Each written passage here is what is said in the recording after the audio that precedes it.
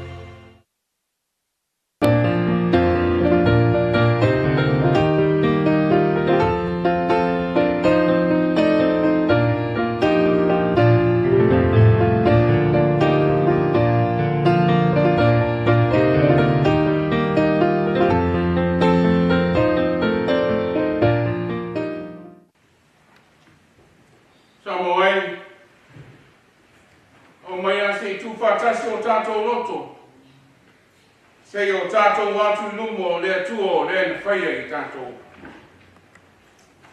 E tasi le mea mo wole atua i a Iowa. O le mea lava o te saili atua i. Ia o nofo i le whane i Iowa i aso umo o wola. Ina ia o loa atua i le mata o fia i o Iowa. Ma o saili i lona manu manu. Se o tātou te tātou. Fa mo mai alo nganga mo mātou mo lo watu nu malana tapo inga le aso. Le ie mātou te talo ia te oia. Fio mai alo nganga po ie tai tulu ina le tapo inga lo watu nu. Fai man fa maoni ma le ato toa. Ma wai lo vi inga i soi fua mo mātou bona. Yesu fa olo mo mātou wole ma te talo to nei. Amen. Tātou i atu i pese o saunia e au i pese.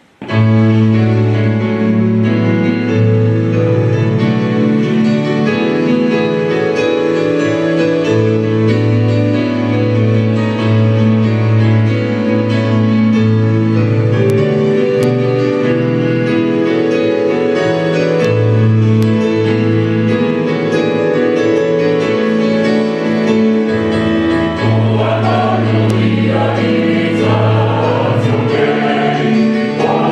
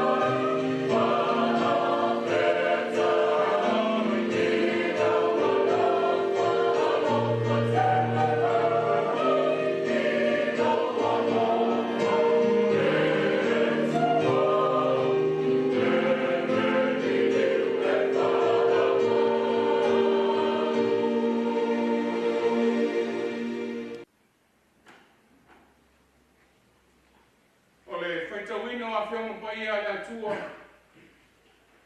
O le a mua mai lea le whengainga tuai. Tusi o a wenga, lona mata upe lua.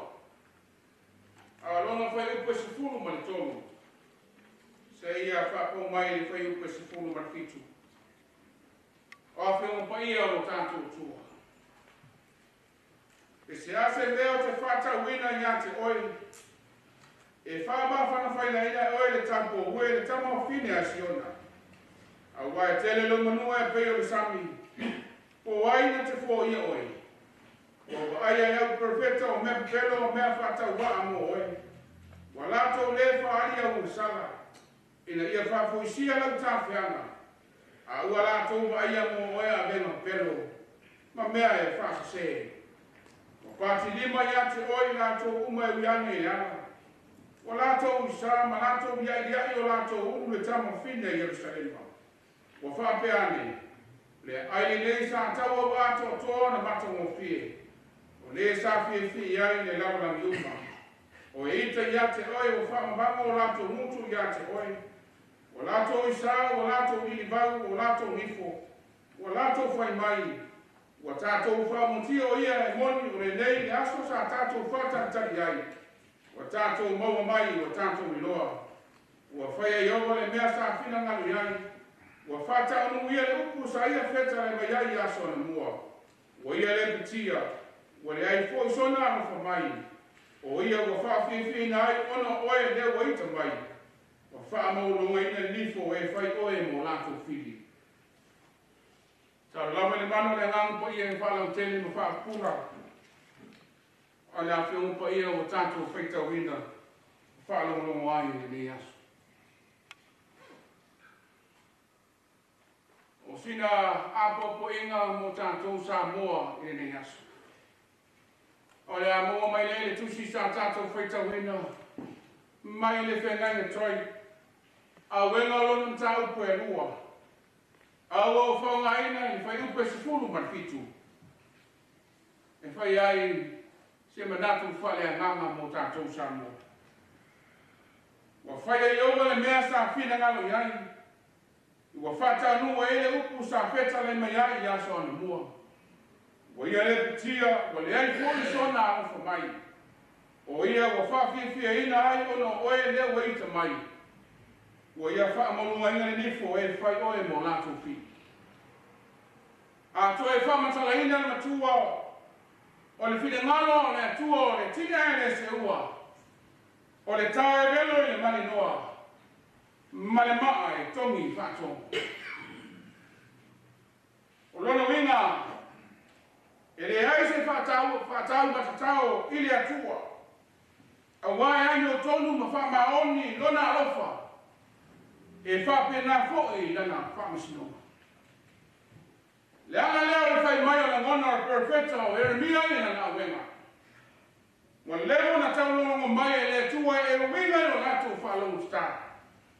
Le whamoe moe e tasi lea, o le atua mo Israelu, liu i le atua. A whai e ai, e whatawina pēa le whamasino tonu a le atua.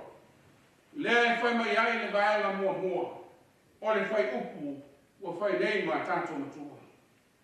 Wa whai e oa le mea sa whina ngawi ai. Wa whatau nu e le upu na ia whetala i ai. I aso na mua, ia le petia, wa le ai foi so na lofa. O le upu mori o le fina ngalo o le atua, e ese le tua manoa. Pe tai wa tofili sa unoa, lona nuu, ua maa manoa, sa tui nai e le atua mo le nuu. Malana fona fulanga i le mea o iai e le tu malu. Ono le loto maa.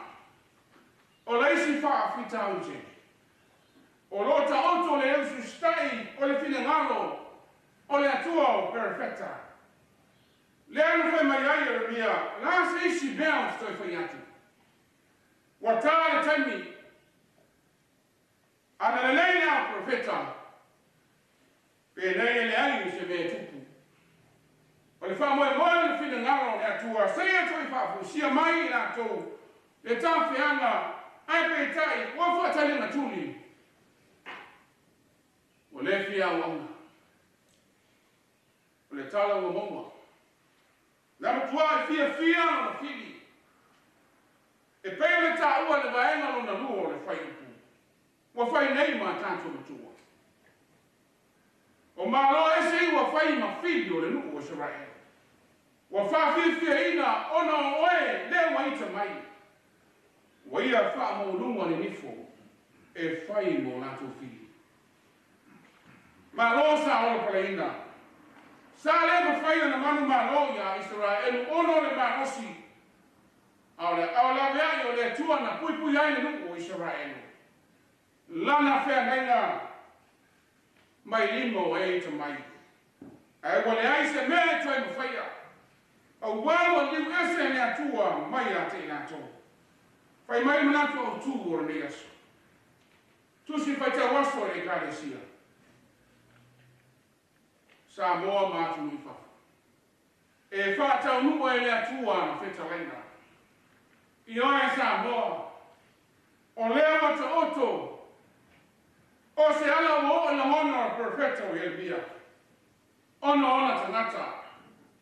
Ai mai se mo umana na noa.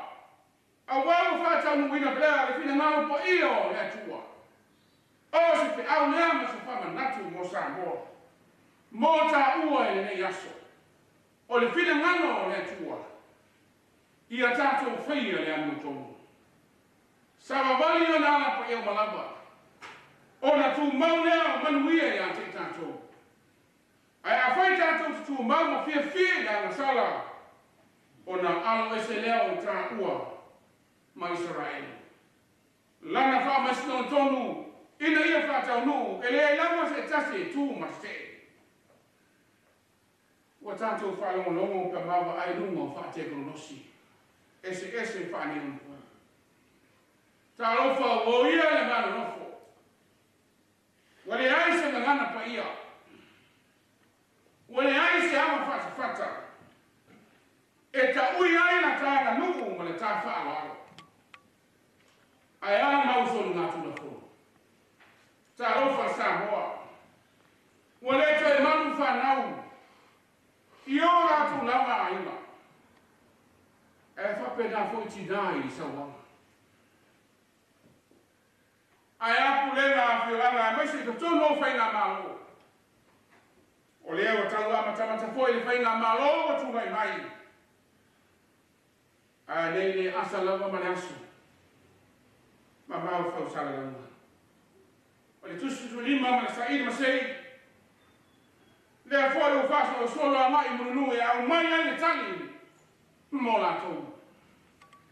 Au fi au le tali lei mo ta to le yaso. E pe ona fai mai ai le profeta. Pe si ase mea te ta watu ya te oe. O le fi au tau longo. Le leo ina tua se manu o iai le amanoa. O Yesu Karisto na awina mai le larolangi. Ina ia whaona le larolangi. Talofa i le talia o ia. Pe tai o lona maniu o lona fini ngalo lea le atua o lona alofa tungoa. Mo le tangata na salu. Ia feta lai lo ta mai o tau nu o fai le nei mo oe e fa tau nu e le tua na feta lai o fai e oga le mea sa fina ngalo iai o fa tau nu e lupu sa ia feta lai mai aso ana mua o ia le pitia o le ai fo iso na afa mai o ia o fa fie ina o no oe le o ita mai o ia wha maunu wa ina nifo e whai oe mo lato fili. Ono Yesu. Amen. Se o tātou te talo. Le atua alofa, le atua na le lei. O le atua e te le tu la fua i asa moana tangata. Wa mātou maua maa whai mailo watu nuku le netai au. Mato loa matali tono e tele fita uni ma peawe langa i le soifua malolo lo watu nu. Mai whawhitai le tua o leo e toi fua i le malosi, ma toi whapopo aso le soifua. Mi ia oe le tua ono o mea tele ma mea ua o e whaia e o mātou ola. E u lawa o mātou wa ai le tele o whawhita uli te tonu o Samoa. Ai mātou te whawhitai le tua i ati oe. E lema vai pēa loa lofa mo i mātou lau whanau. Whawhitai manuia Samoa. Mai lawa i ona taitai, whaale malo. Tai whaale kare sia. Ai mese lawa o tangata alotu le li ia mo tangata nu. Bi ia oe le tua ono o mele lei wa e whaia le soifua mo lo watu nu. Whawhitai le tua i loa lofa tu le noa. E telo taimi mātou te o ese ai o ruma ma lo watu nu. Pe tai oe lawa o le tua alofa lawa ia. E le ai se me ngata mai ai loa lofa i le soifua ma le ola. Whawhitai mo le tele ma le ano ono e o lo wang le lei mo lo watu nu. So se ala. E le tapila ina o le tino sili le nganga. Whatu mawina lo vi inga e leo loa. Whawhitai a nganga pa ia. Le nganga e mara o si ai. Le nganga e whatau nu ai. O matu mana onga le ni ie. A le nganga e whatau nu fula wai. Loma lo mo tangata. Mātou te talo, whawhitai a Yesu Christo, le na mawha e lungo le lau. Ina ia tonga la ina i mātou o le whanau usara. O mātou watu mai loto whamora. E sila ia Samoa mau tangata mai mātou. O mātou lava, mase atu nu wāng sala i o ruma. Tele meo mātou whaia o le ata ngia lo whina ngalo. So se mea neli ie whamole mole. Whamangalo le Samoa maona tangata. Alofa mai a neli ie. Mātou te talo se e whamanuia ia Samoa. Whamanuia leo whaima le ao le malo. Le panemia le kapeneta. Ai mese unulu whai gare sia ma malo. So se mea mātou tangata. Aua e tutu la fua ina o tangata whamole mole. Mātou te talo whi au ma ngā wenga whenga iai o watu nui so se ala. Tai te ina oe so se ala e tau ai manu whi au ma ngā wenga. Ai mawanu ai pēa lo vi inga e leo noa. Ala mātou te talo lea. A lofo matalia mai. Iesu whaola o mātou wole matatalo atu ai nei. Tu mawailungo Samoa mai mātou malawa lo manuia. E a lofa tu noa ke riso no waro. Maftanga wala lata malola wa ngang pa ia mama mafuta mai mātou. Nei si o i whawawau whawawau lawa. Amen.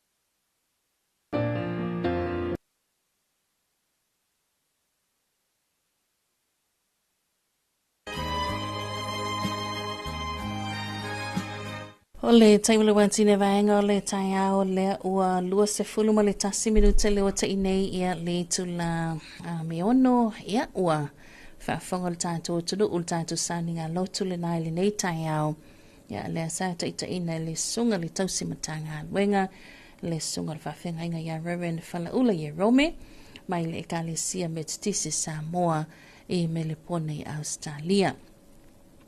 Ia ua la ele langi le tātou taulanga vi inga le nei tai ao e pe ona mali e whaafonga ia tātou pesenga whaleanganga peseina lau pese a le ekalesia Methodist Samoa mai Melipone i Australia.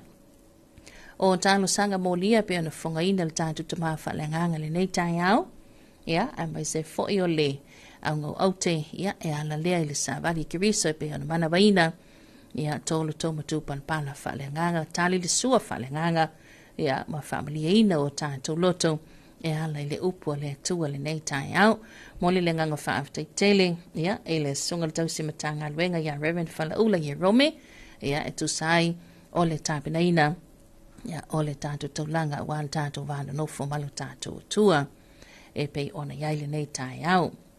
Lua sol whaminu taleo te nili tu la e ono, ia tātou se mai, tātou pesipsengo whalanganga vi ingo le tua, whamai al tātou sani ngā lotu, o le nei tai au. Afa le ono, tātou limai, amatari al tātou polkalame masani.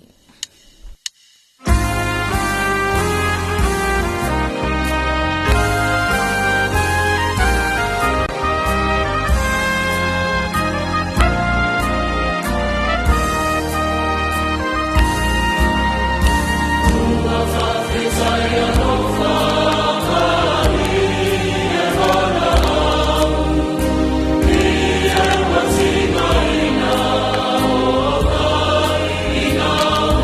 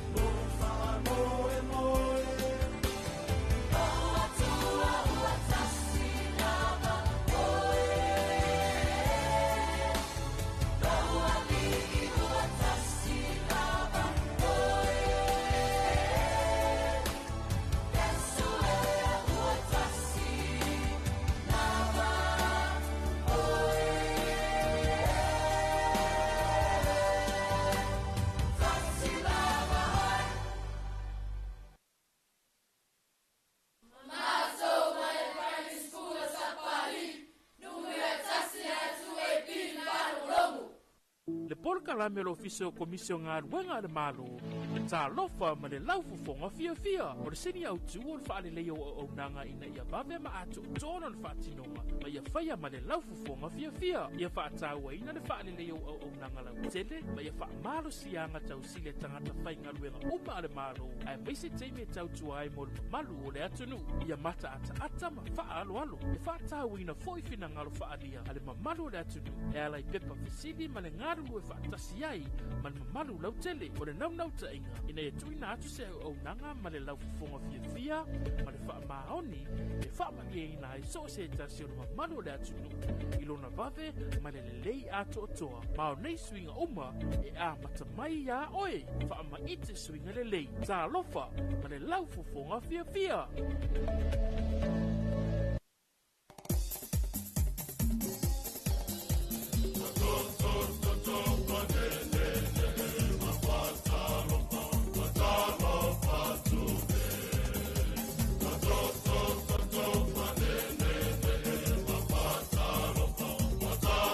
Samili wantine vaenga le tai au le o toi luas fuluma le 5 minuta le tona talia ia o le itula e fitu i le tautuma le unanga ni il si fongo Samoa le tu ipi i le nei tai au fau ia ma le nei a sa fau le o tātou au lia. Ma le o tātou se mai lunga le tātou proklami Talofa Samoa ia mwhai fo ina tu ina atu ia o na o langalong so malo si mai a le bulenga ma le au whainga luenga le company supermarketi a maui sa le ufi langalong sua le tātou proklami ia le tātou whaatalofa i lea tai au ma lea tai au ia whaafila i matai whaatalofa tuai i le suafa manamalo i sukirisa lo tātou li i mo le tātou whaola i le mamalu ma le maua lunga na i tātou paanga whaafonga pe a whai o le nawhatu a i maua mai i tātou whaasalanga nei tai au ia ua misi ante o le sau ni ngā lotu po na fo isa e mafuta mai lava le amatanga o tātou whaasalanga le tātou tāpua inga le tai au ia whaatalawatu ma lo lava le soi whomanuia ia ma lo fo ila la usu ia ila tau na ua usu ngā ruenga batiu te whai e pe ona iai ia le nei vaenga le tai au tātou proklame whanga solo ia o le toe kuata po le toe 5 minuta tāle fitu town day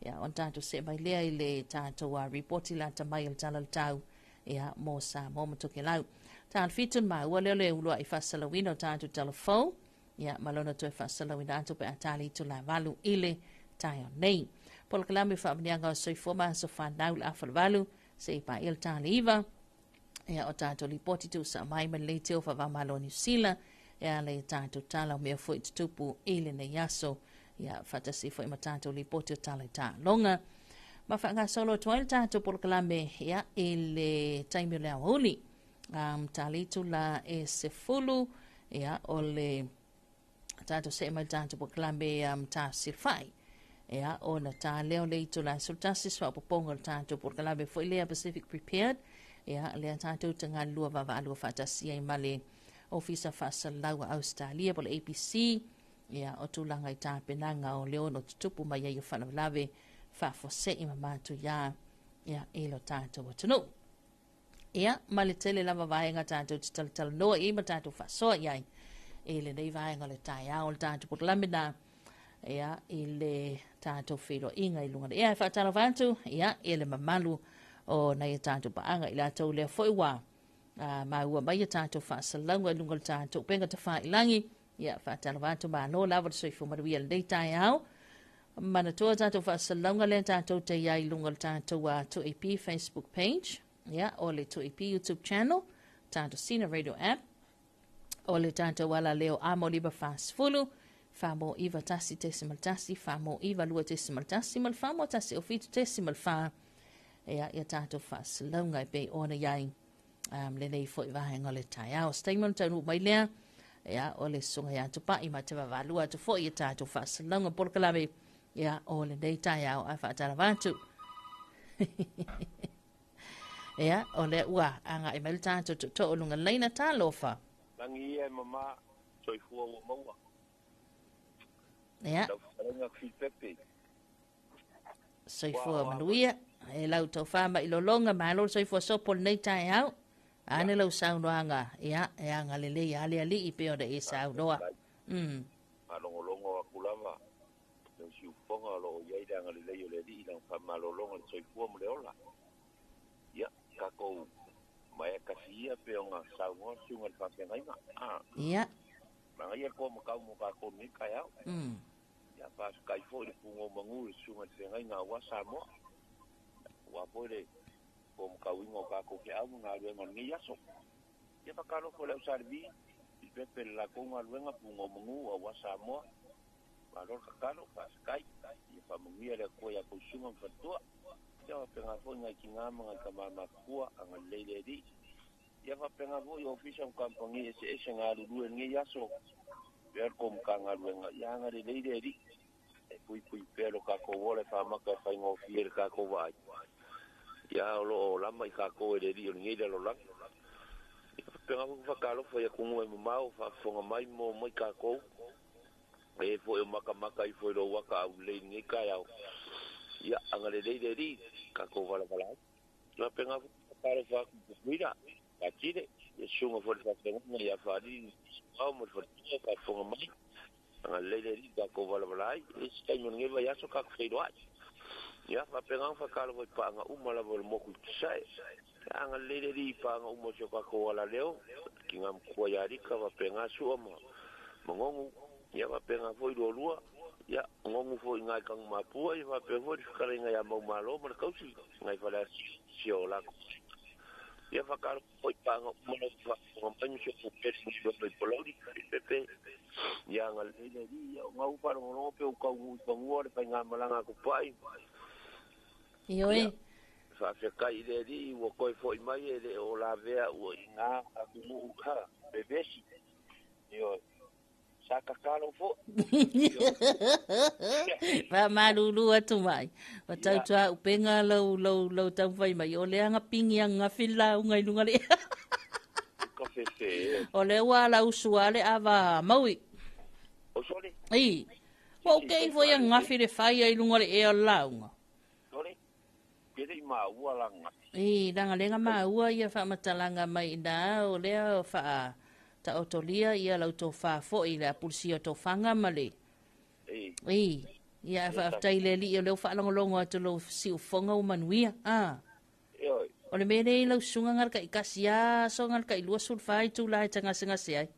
Ia meo kanga ka pire ri. Oi, oi au fie e pipi e mako. Ia hai. Ngabo mai, ia i fo ngā aise lua sukaraki. Le ai, o le mau tere i whenua e malmalanga. Oi ngā lale i o aku. Ia, o lele i taunu mai. O. Ia pia fo i o le whaukanga ma le ko whafo i a kupai. Ia, kamisi ao. Fuatia. Kama i whaukanga. O kama e maku kua. O le uka ma le whaukanga e. E no pe kai kāngi o koru kai seraua e se mi api ngaki po. Pospik mek mai ngai metan. Mere o kere rei ngā ia. Fuatia matupa i ele ka alo i eises. E o mai fo i e whakamakua ala o mai e li. Wa uma sa o kara vo ingane ia wa uma sola sa ka mai kiki sa fai mea ka mai. Aia. Awa so ngai wa makua. Wa makua ia wa whakanga ka makua fo ia la o mai. Aia, orko wa vai. Awa ke pole.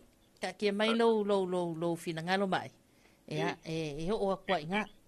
Je whawhekai sa sumua whawhekai. Whawhekai pia whai o lea le whaukanga. Awa ke pole. O le whesiri. Ia. O chau kou roku. Ia. O a ulai whaia ia i lai whai wha Maria. Oi. A whai lo tofi ngā nai mato lo tamaiti uma i tausanga uma. Oi. Kai de lei. Ia ngare de di Maria.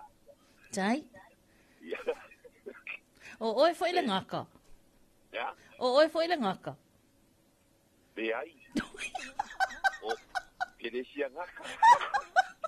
Kala mi le ngaka ko do fa. Ai alo como oi.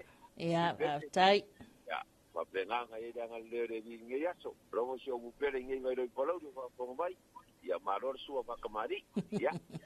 Kako olea. Kako veiro ia. Aftai tele lau tau whama i lo longa mo lo sound nei tai au. E hanga lei fo i le li i tiu te mawhaiwa ma la masinga i lau tau whama la inga ma la fioanga Ia mai se tanto motu. Ia fa skai fa venga fo ia la kula kamanga ile so la fa ngaka lo.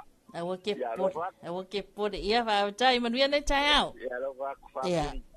Soi foi ia. Le ua tabua mai ia le motele se la fai. Ia le tātu pukala me Talofa Samoa. Ia e le nei vaenga le tai au. Talofa tu le fionga ia mai ava vese kota Peteru. Ia ma lor soi fo maruia le ua fionga.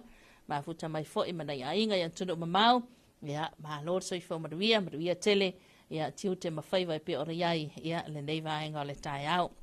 Talofa tu i le pa ia la inga sale vi la to wa hafi anga mala fanga pe on fa tu pa ulia wale to balon finngalo fa ma lord soi fo mruia ya fa ma lo fo le no manu ya walo tatu tunu mo dai tatu tangata Talofa tatu por klamel pa ia man malo nei matua ya ele ngata to no mota malawa bai se foi ya o le no fanga la matua i mapu fangalele to no mota ngase ya o to civil muteli sala fa ya bai se foi to tu manei tanto fa mai fa tu malo ya fa malo la wat sui fo maruia mana tu ese le au le leo falling of ai le nei tai au o le au le leo le timu ya au le le ma se au le le fo le fa su o le nei tai au ya el tanto no ba lunga tanto por kalabe ya fa pena fo na au le fo wa tu ma ba ya tu fa ba lo longa le tu le tu soi fo tino nei ya ai sili le soi fo fa le nganga ma fu fa ia a o mau i o tau nā no whanga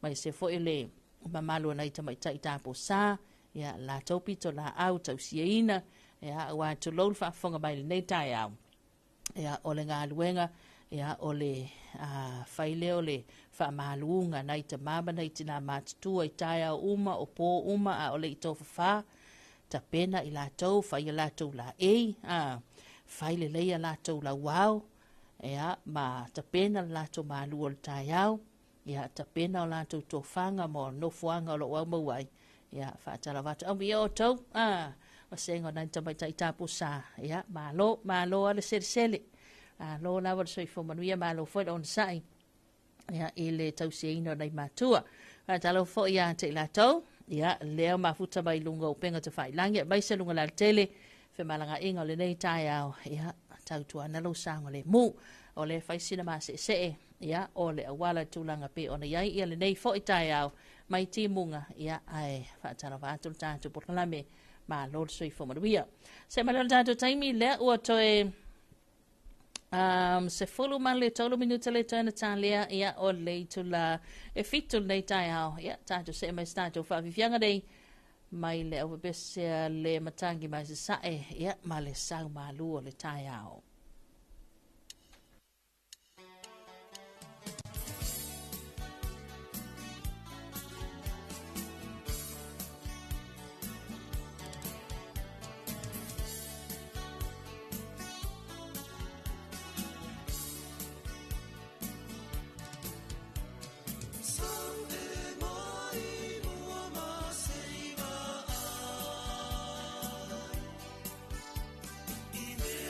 One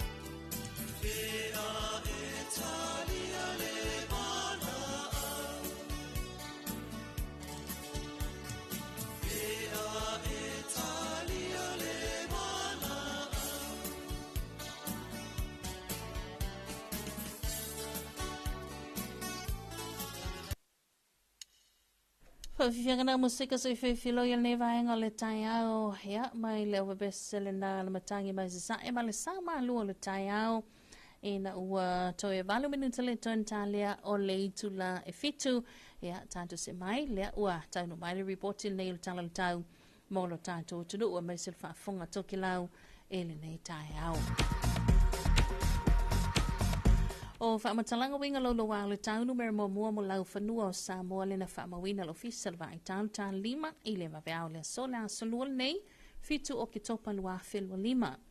Whautuanga mo timunga ma mawha ua whamalusia. O se vaenga pēr mua mao le ea lo a fiaila tunuu lea e a fuai wila ma whai titili whapia timunga e ma mawha ni so taimi. O nei winga lolo wā le tau e ono ta oto i saute i se taimi le sope tai e whaawa o peona au mai a timunga e taa pema whio lolo wha solo ina ma mawha ai pupuu. O le vai mamao se taimi le hawhia whinei e ono ta oto ai se vaenga o whitai ingo sa vili ma timunga ma whaawa wai fo i winga lolo wā le tau o na olea wa fuai le whaamalusia nei whautuanga mo timunga ma mawha mo lau whanua uma o Samoa. A whianga e ono alia e maiai e timunga ma e ma mawha ni su taimi pua oa ma se a wale no whanga maua lunga ma ilo no wai no whanga i tawha ta whaala e whaata utau savili i timunga. Ia, walo ia lo fisa wa i tau, ta lima le whiawhia na neo le a mauai le whaitaunga lo na lua ia o whaamatalaga winga lo lo wale tau mo lau whanua o Samoa. Good morning once again, Samoa. Here's our public and severe weather information number 14 as issued by the Samoa Met Division at 5 o'clock on this Tuesday early morning, today the 7th of October 2025. Heavy rain advisory is now valid. A trough of low pressure is currently affecting the group, generating thundery activity and periods of rain, and this system is forecast to migrate southwards later today, while maintaining periods of scattered showers with brief moderate force to heavy rainfall. Furthermore, a convergence zone is expected to develop over the islands later this evening,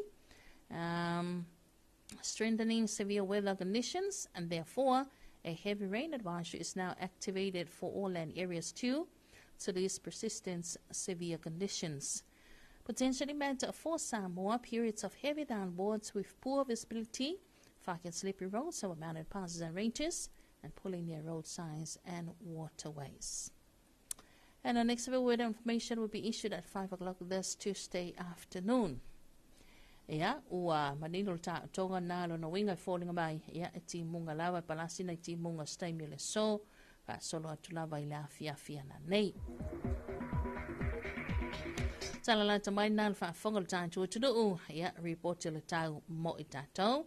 Ai fa tala vantu le fa fonga mai toke lau tala vani, malo lawa sui foma duia o le tala nil tau mo tau nei fo i tai au. Ia, le safa mo wila ta le ono i le tau nei. O winga le tau se vai ngopau ma mau le ea lo a fiai le atuto i lau betai o au savili mai i se sae lo ufitia i le atunu. Winga le tau mo te lau pa muta mai le valuanga le poa tai au. A woi ni su taimi me le timu whapia nai wila mo whain stile iai. E whea lolo wha solo ina malo lo se savili mai i se sae o le sami se se wha solo in so. Winga iona tuantu o le aiai nei timu whapia fo inai wila mo whain stile.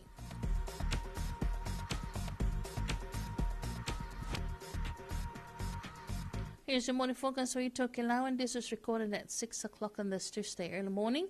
Situation, a trough of low pressure affects Tokelau. Meanwhile, an easterly wind flow prevails over the group. Focus a minute tonight for Tokelau. Cloudy periods, wet some showers and isolated thunderstorms. Moderate to fresh easterly winds, moderate dry seas. And for Fedalu Tokelau, some showers and isolated thunderstorms. And the next update, Tokelau will be issued at 3:40 or 20 more minutes to 4 o'clock on this Tuesday afternoon. Yeah, ole vaenga nala tamai le tala tau. Yeah, mo Tokelau le nei vaenga le tai au lona winga. Yeah, e tala tau tu salava tatou mo Tokelau. Yeah, tulanga fo ye pe ona yai. Yeah, le nei ya solua la tauia. Yeah, maona fua fanga fai ai fa malo tulava on sai. Ia, whamalo fo ila lau sui tū te mga aluenga. Ia, e pe ona iai le rei tai au. Tata se ma stato whawhiwhianga nei. Mai an Tom Jones, so o toilea. ma le lua I whasalawina o tātou talafou le nei tai au.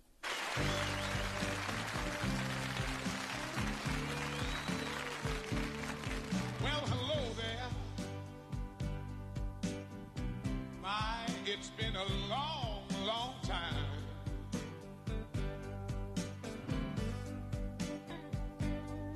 How am I doing?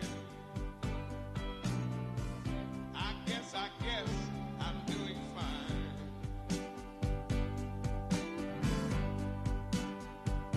It's been so long now, and it seems it was only yesterday. And ain't it funny how time slips away?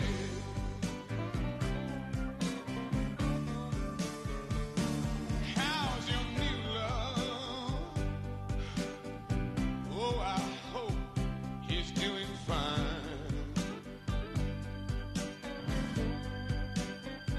I heard you told him, I know you told him, that you were gonna love him until the end of time. Well, that's the same thing that you told me all along. It seems just like the other day. And ain't it funny how time slips away? I gotta go now. Yes, I'll see you hanging around. Oh, I don't know where I'm going. No, no. I never know when I'll be back here in this town. But I want you to remember what I said you. Oh, oh. And sometime you're gonna get down on your knees and pray and pray and pray and pray. Ain't it surprising how time slips away?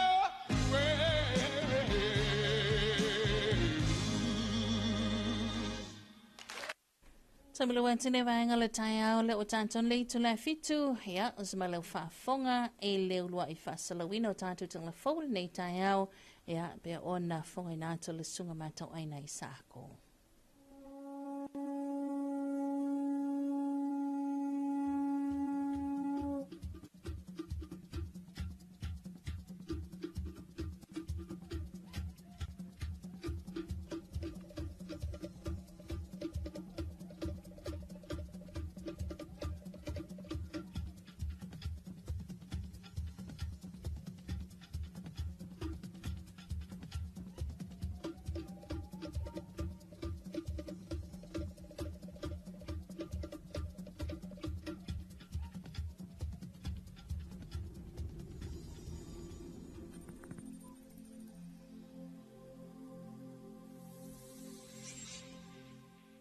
Talofa lava o talafou mai vai whanua.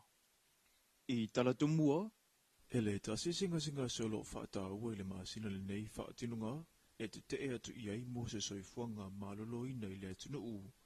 A o tapisa I pura kalame whaalau iloa, I awala e le ai atua I le ngasinga sirka nesa, I so o seitua I ngā.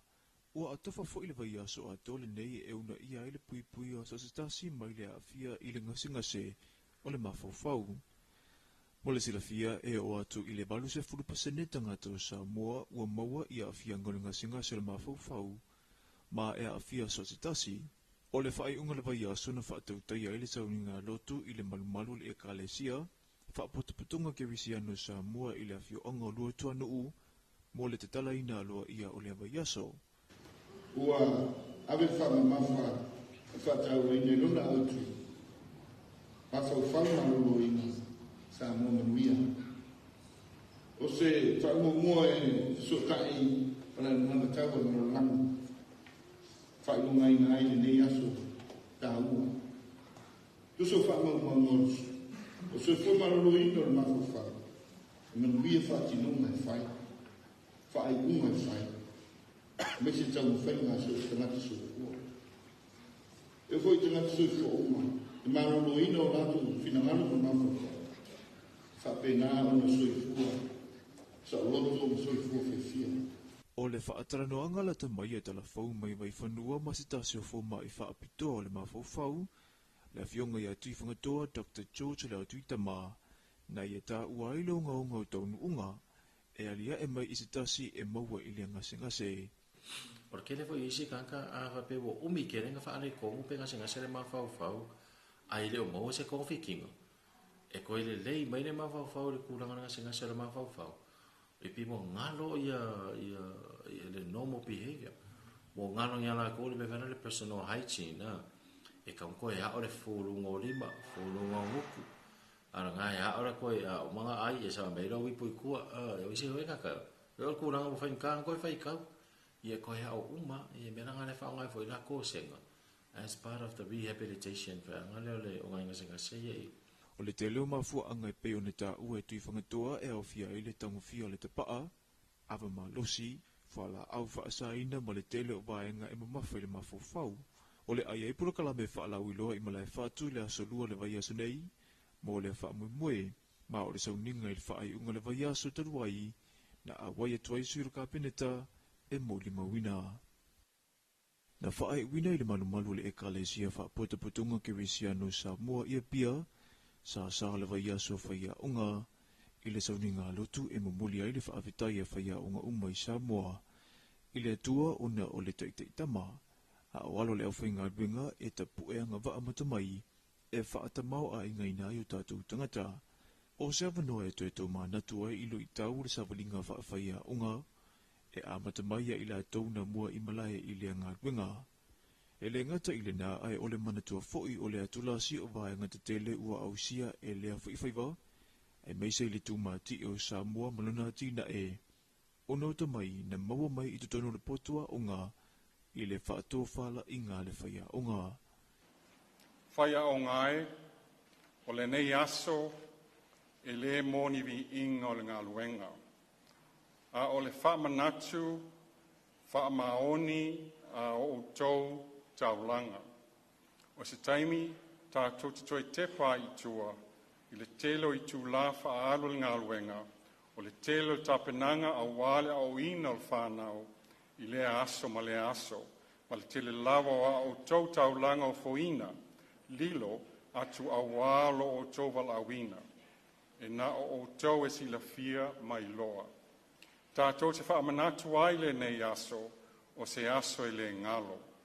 I le ngalo ai la o tau whaafai la o tau wa la o tau ngā luenga whaamanuia mo whanau ina ia ola manuia. O le taimile nei o le uwhenga i pēr le mtanga ruenga wa unga manga nu umalelu i tau o le ngā whatia, e leo whaia unga o ne tali atu i le toa te leo whanau. Ua mo mia la to whisoswani, ai e wi i lea o lo o whaamui pēr i te pulanga, ai meso i la tō lo ia o unga, ina ia whisoswani e fo ia le whaafita uli.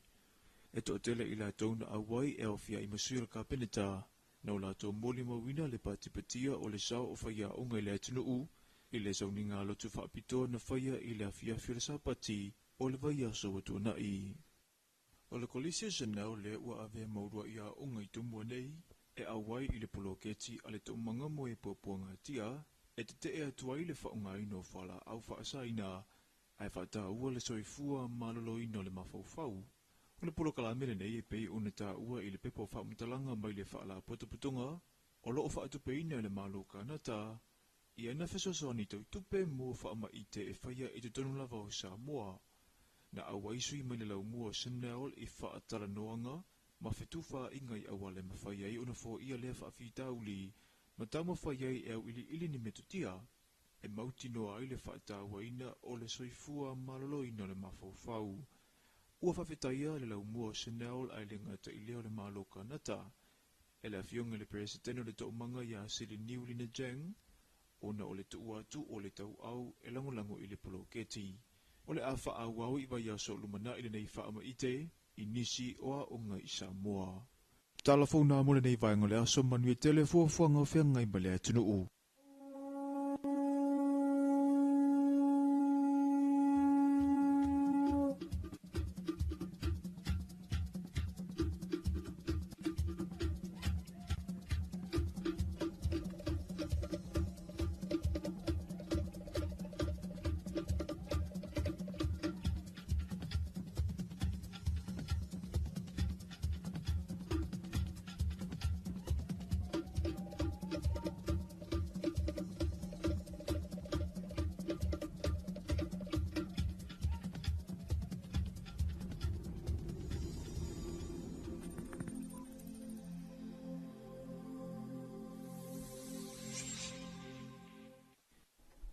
Tamale wantine vaenga le taia o le ua valu minute te ni le tula fitu.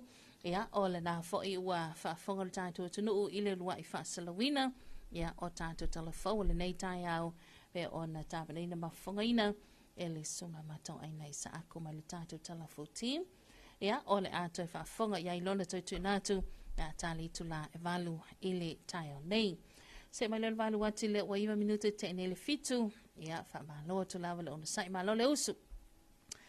Me tantu nunga mala manato to tele fo ina wa nga mai lunga le tele wanga nasi wa nga sia sa amata mal taiao po le veao tal fa tal lima tal leono ya oni si fo ina wa to ai tanu ya la to fa fa nga luenga mai se la to ia malanga mal pasiusu ya mai ya fio anga mala fa nga tua ya ol pasiusu taiao o le malanga lona lua ya o de si fo ina e fa tali pas ia mai si vaenga si e pu e lava le pasi anga i mai ai ia fa ma lo lava so i fo maria fa sina ba lu lu nei tai au ia o le lava tato te ia le al pepe si lava le fulu o le lava e alu masau le fulu o le tale to lo tai au ia fa manato masani fo il tanto por clame Talofa lava Samoa ia tautu ana lau ma lu tai au ia ma vai po waino fala au ia o vai nai fa nau fala awa nei matua tausi ya ma oi fo mai se tato uma lava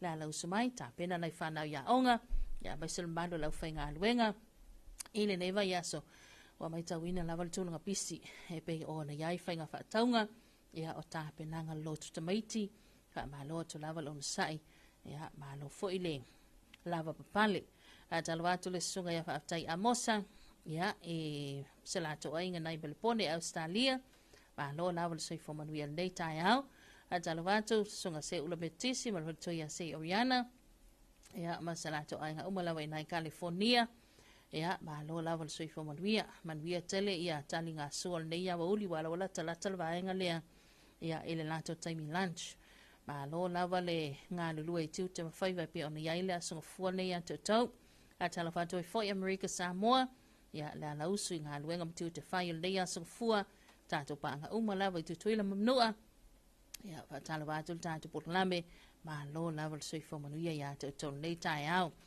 talawatu e foi ya i le moteli se la whai mai se manono ma apolima tu ma nei ya ma lo soi fua lo ne tātou pānga talawatu le sunga ya yete mai se wale tonga ya langi toiva ya ma le ainga atoa lava ma le tātou pānga i nai toke lau tafu whakaofa mnukunonu ya talawatu le tātou porlame ma lo soi fo manuia ya ma lo fo ila la usu tiu te mawhaiva o le nei tai au le sunga ya Johannes Smith ya talawatu la sunga ma se tau ainga ma lo la le soi fo manuia ya ele nei vaenga le tai au mai tau atu le tātou wala au talofa ya talofa ka pipepe ma lo soi fo manuia ma lo ko le soi fo maua ni kai au ko lo po wa umanga au mapasa maruka yao o le lava sa vai anel tai au ma le faafsiri foi ya o le sa fai lava lau moli o le fale le vave al kalfa ya sa vale vali mai loa ya ana selele ulanga le maluka ya ya vakalo va kungai ka ko panga uman ni ka ya o lo pa ko ko foi ma pa no lo ya la lava le ko panga nga ye tanga kala vai ya ano pengia jadi sama moyo dah ngai tak kalau yang main long iya male le ke ba ya ko le o pasi mai ang po na fa le mu ka mano na ai mu wala ke ba ya ku ra ki ngai ngani sian kam na ngai pa kan mo pulis Oi nga e vai oi ama ia lua. Ya isa wa kule permission de solution. Oi, Talofa. Pois nang popo ke el mar. I. Ya ma ko mai amo ki dira ku ya. Ya. Hari ya ya o kurang ngan para vela de ku ola fa ina ngai kamari. Wa pe ku ngai ngai se fa se la ko. Lo pakai apa juga? Kayak apa yang kamu pakai ya? Lalu piok, ya, lalu kita beli ya, ya, orang masih jalan mengkong, ni kayak aku, ya lo panggil ini, ya so, ni kata aku siapa aku pengen mama lo, ni lewa, mai kau aku, mai aku pongkang, ni, iya, ni aku malau meu, ya aku pengen orang pun masih ni, aku ambil orang ayuka, Adik. Ya, yang mangwe. Jadi lo cuci dia ya. Umang ulang oleh ayat. Ya, lo kira aku mau bisa mat. Ya, ini nggak kayak. Kalau pion apa akuan pun pasal lau. Hai. Ya, pakai kita dimulai mo. Olan tu lang ay pe ona etita oto neyas. Ay so fuanga ke ka oko kai pe ka oko yuka. Ayo, nonu dah. Nonu. Ya, dia kayaknya ini. Ulang apa ini? Oi le ke ngai pia. Lagi ni savai. Oi savai. Oi. Kalau aku ni papa pulai ya. Ni ke ni orang ke au ta por partida de Star Lucinda. Okay. Mana ya siau asia singa ina I fa la foi ya malo fo lo to tele. Ya. Porque sa ko va ai. Ya yo ya swing avu yo me uma. Ya lo ko ma wa sa mai piu le u. Oh, koe. Wai toi mana tu ai me aso la E wa koe ma ko fo ia ka mea le ni ka fa me me aka ta fa ia ba ko ka ya. Ya isa wa ia ka lu te. Tai tele no molo sao manuia tele ne aso. Ya, sai. Tai bala mai sai foi ia. E ale na tala tu pelta tele na telefoni. Meluota si falu all tato numera ya tato fasoa fatalo fato le sungal fe auto ina malolo pensione malo reven ai soli ya mai se fo yo senato ai nga ato lava ni nai fallo niu ya malo so fo manvia ya te man nei tai au atato fo ile sungal faltua ya ane wele maselato ai nga nei vai teleuta malo so fo manvia mama nei tai au manvia tele tiu te mafaiva. Ya ole sunga ya Max ya fata. Good morning from Melbourne, Central Australia. Malol soy for Max man we tele ne ya so le sunga male ainga. Atalo fatoi foi ya ele sunga ya nila mamane ai lau. Malol soy for man we tele nga luenga mfi awul ne ya so va tai tele. Atalo vatu le sunga onsi nato sayuli ya masalato ofenga luenga le foi wala usu ele nei tai out company le Chen Sam ya malol laval soy for man malo leusu. Talo se mai, vai foi o tanto por lambe fasoa, ya stato fa fifianga o tai au, toile liu mai, ya fa wau nisi tanto fa salago fa businessi, ma tanto tala noa.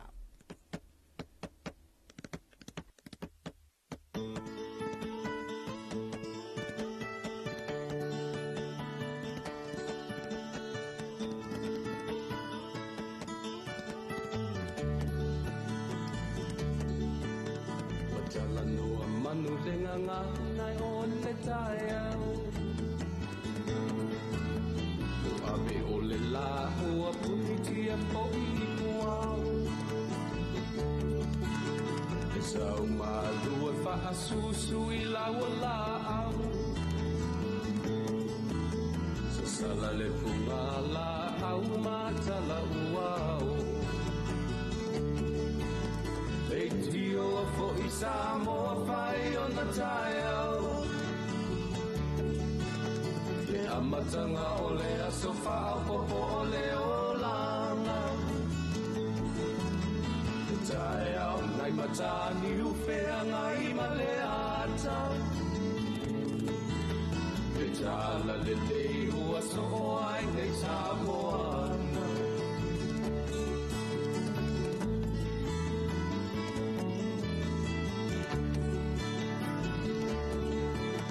Se ti tau whao le sua mani e o le vine ula. Mapauponga o le lupe lunga o le moso oi pula. Le langa ali ua pua ina mai lona manomi.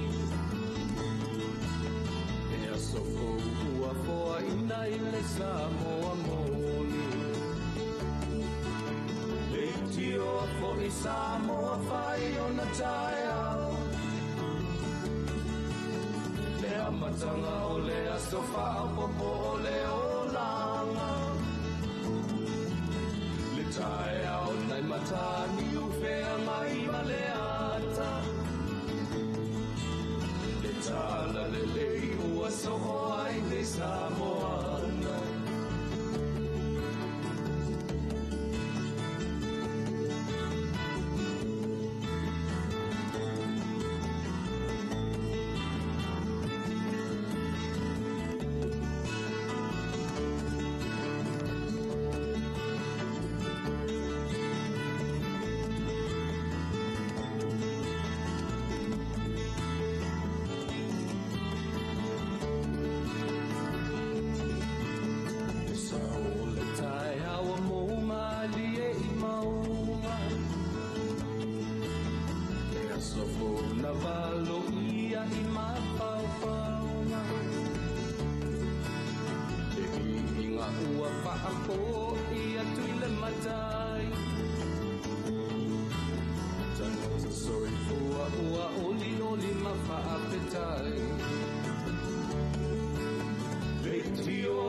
Samoa whai o na tai au.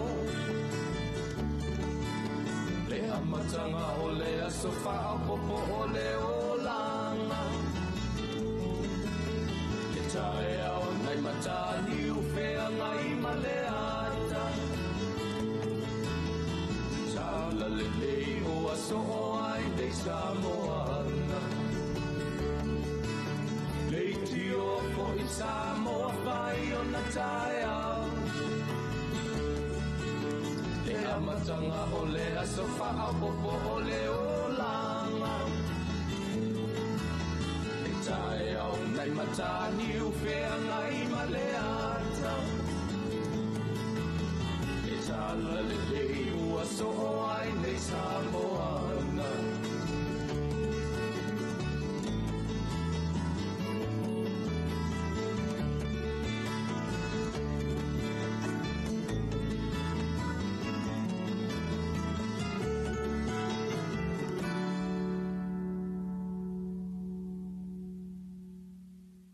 E onga mamatau tia le whiwa pona aivi.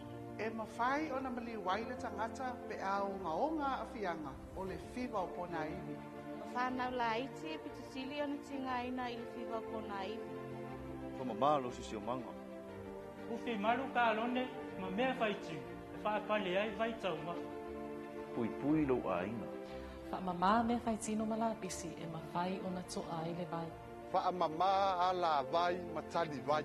Mata i tū le lei fōlinga wa aia, patūlanga o ngaonga, ai maise o awhianga tūnga o le whiwa o puna iwi. Samoa, wawe wa ai se fō mai se wharmai na taratani. Samoa, whaatino nei loa. Le puipuinga o le whiwa o puna iwi.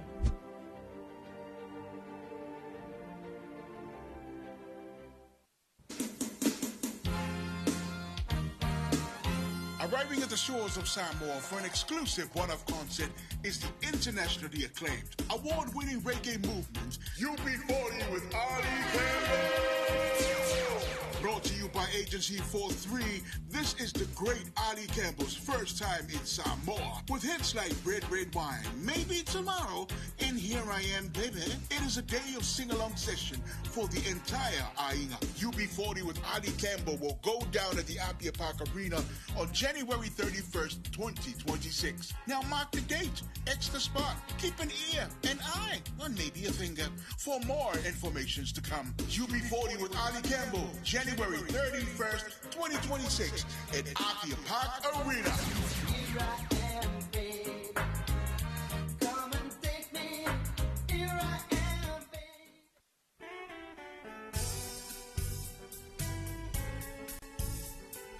Sai mulu atine vaenga le taiao lea ua lua sultolo minuta tene le tula e fitu ili tauto mala unanga ni LC Fongo Samoa le tu e pil nei taiao fau a talavatu le sunga onsi ya malo le usu nei taiao malo lava lon sai le sunga ya Jacqueline Get Reaper good morning a talavatu e fo le sunga Baseman ya talofa lava tu ipi mafuta tultangi lima taxi stand i tafuna i America Samoa morning base mai se wale malu au tavale ya ile nei tau la sung fua fa talavatu ma lor so i fo barbia ya mai se malu tau pa se le hu opisil nei tau ina ile taxi stand na tangi lima i tafuna good morning ma lo le uso ma lor fa ma losi talavatu le sunga mauloto tuvalu good morning from Long Beach California le osultasi lua sulu taiao sulu mana ia le lale le ia sa fau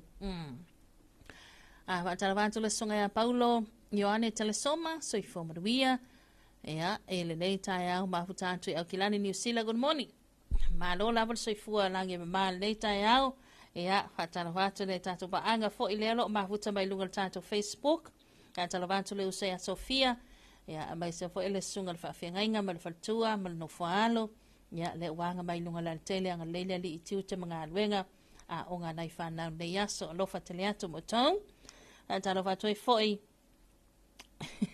talofa tu tamaita ina ia Tina Tina Chimari Neru ma lo lava le soifo maruia ma lo on sa itiu te mawhaiwai pe ona iai le nei vaenga o le tai au esel me le mana ia le ma na ia tiltula tu ia was sulu matango fia mai le la ele nei tai au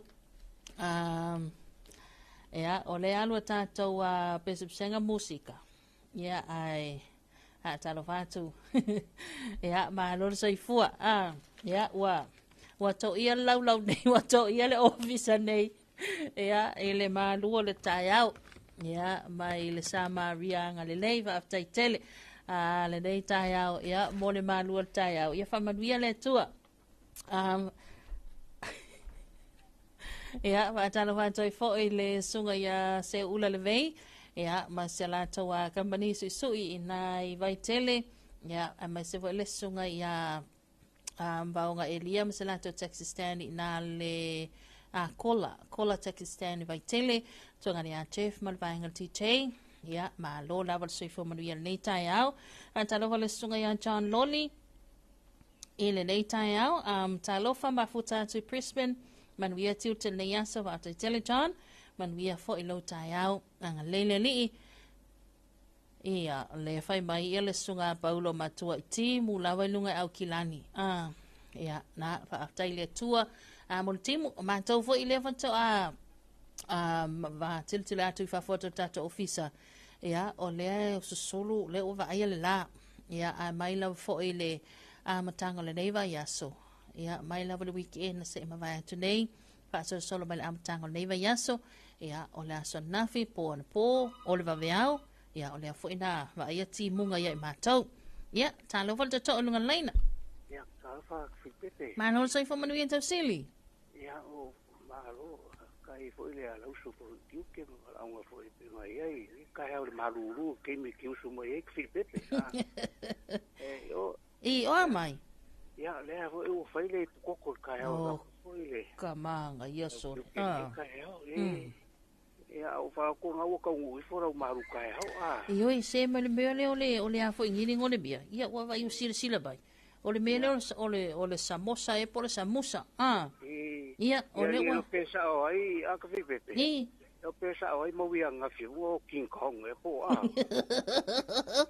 ole malu taya na mole mal va le i o fiti Fafikai, yes. Ia, so mai e tali le tamalu le tai au. Ia, ko fo pisi fo awala.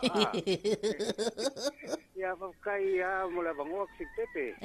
Ia, upalonga kuka. Ia, ofisiri le ilo mai, hunga e ilo kofinga le lukamit. Ia, anganga e fesira ki, e po oia ngaka e le sia ngaka. Ia, fa me wale la va ngaka. Longa winga wale la va ka fa soso. Le ai o le muso e kofinga, e le manga o le kofinga. E nga muso se solo. Ia manguia lo kiu. Tai tele tau sili manuia tele nei tai au. Longa mapaanga fo ka ko ala leo. Tai tele lava molo sau. Manuia fo itu te mafai wal nei aso. Ia, sei fua.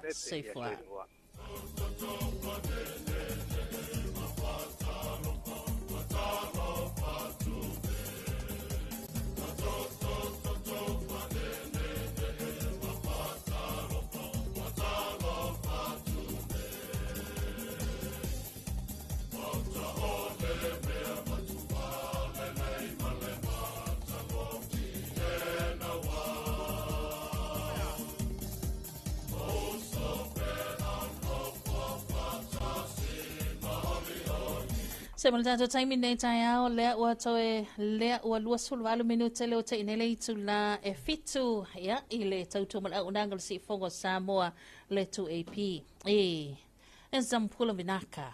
Welcome to Samoa. Welcome to 2AP. Yeah, Pula Vinaka. Talofa lava. Good morning. Wow. Yeah, Talofa mau falofa tu. Ia i le po e molunga le tātou wantu nuu. Ia i le nei fo i vaenga o le tai au le aso lua. Le aso fitu le nei. Le aso fitu le nei o ke topa le masina lona se fulu. Ia e ala fo i le folaunga ma le savalinga si o tātou wantu nuu i tutono le nei masina. Ia, fa malor fo lau. Fa malor fo i soi fo manuia. Ia malor fo i fonga te fili pepe. Ia e me se fo i. Ia o le mai mofa fonga mai o le tātou wantu nuu. Se tai au winga esel ni tai au. Se tai au fou. Ia, ai me se foi. Ia, o le ala uso ai o le tātou watu no. Tiu te foi mga luenga. Ia, ai me se ai. Ia, o le whanau ia onga. Ma le tapo inga maua tinam te mama tutua. Ia, o lo pole fala maulan muli la. Tapo ai foi whaiwa ma tiu te o le tātou watu no. Ma lo tsa i manuia. I can see some new style. O le ka wa kula ufa afiki ya le aila o le ala te mana tua tatonga ngana o le nga o ka falongo mai ai fiki da ka malanga nga ka welcome back ei me afiki nga le ya pula ma ko ye po am fatalo fa voi le ya pe foi o le fo le me le fo i no si ma na ya lo sei oi ore sei ya na ya lo fa solo ma na ya lo sei ma nga ya foi lo lusinga we ai ai le na wo ko po le si extra large e a mani malanga tupa io ia vi ia ma fa tele lo fa malanga le io le tua na santo e sia foi ia le tato office nei e ona foi o nisio malanga ia le fonutanga ia o nga foi wa foi le fala utile ino le to mai male si le fia foi ia ile tulanga le fatino ino le tato ngaluenga ia e me se ai o le vaenga foi e fiso soani le tato mtanga luenga ia e se foi le ufale tu foi tono fiti la to ia ka ko vianga ka wa ko I Talofa Talofa welcome good morning ai na wa ka ngul vale le nendi nga ka pula mai ai kongol vale le nei tini foi ele kongol captain group la fenga vale le ka ke pula mai nga kongol vale le sa wi fa filo ai ko mai pula welcome la ngole pula e ka ke o mai ai luma le immigration si akila ka passport e ka ke o ai me fai le fongo male apita e ke le vala pula yo o ka le va na mau tala ya fa so of mai nga se o para le sa o por me o manga kumai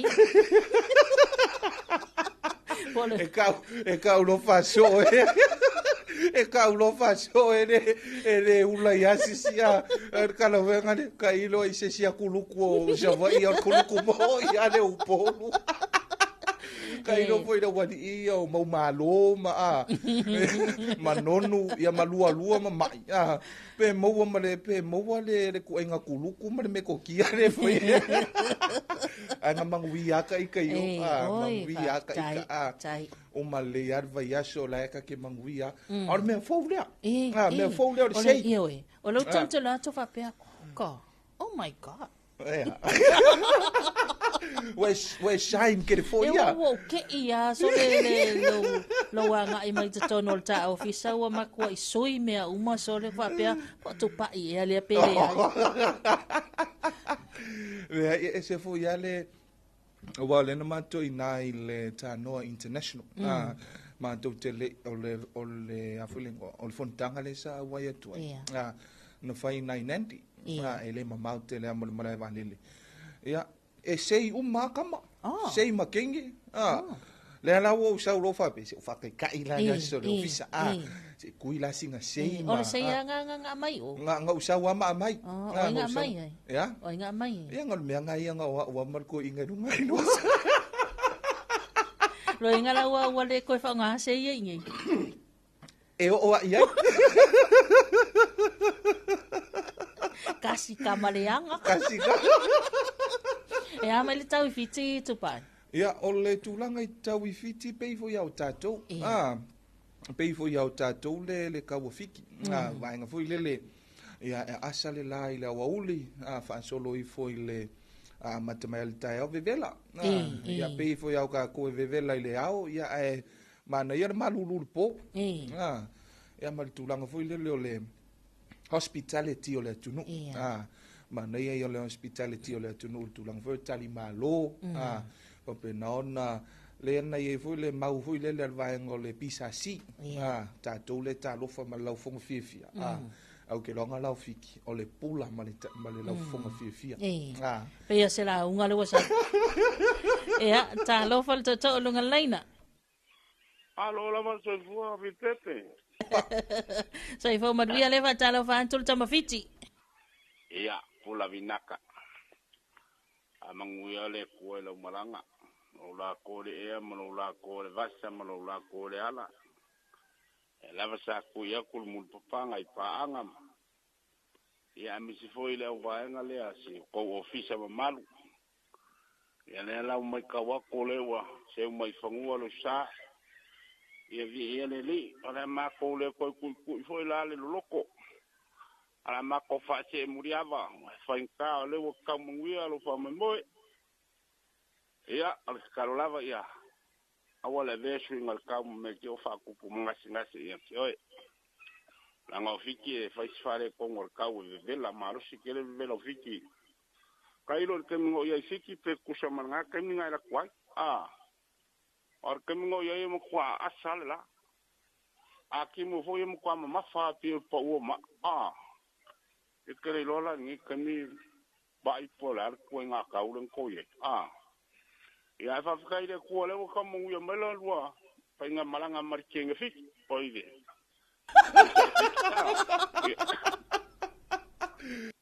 Kai tai lava le no futa pua sa ole masalu salo ai le kakalo ia misi foi le loko ko ku ina ko fa longo ko ia se uma asia si for Western Union ba ku ia sa lapo hey ai mo fa mo ia ai le se me que pole ko mo ya se lo le fiki ma ka fitte ia wala va ka ko wanga o ne ani me la ki nga mama o me ya nga la kala ka ku le kala nga ya fa so o me foia fitte masikengo mo wi nga sa ka po ya ku nga ia ma ko wi re nga kala la vai o me nga le nga fi o ka ngwe mai ia a fai fo wa mai se kenga siki o la mal yo pinga nga fa mo nga nga kwai ole mo wa yo ska mai tiki siki o e ko ye siki kai e ngar sei ka kan ko fit pe vol nga o mo fa ke ai langa ya ngi ka o lo mo we fo sa ba ngi pa mal ma ko ele va ya la Okay.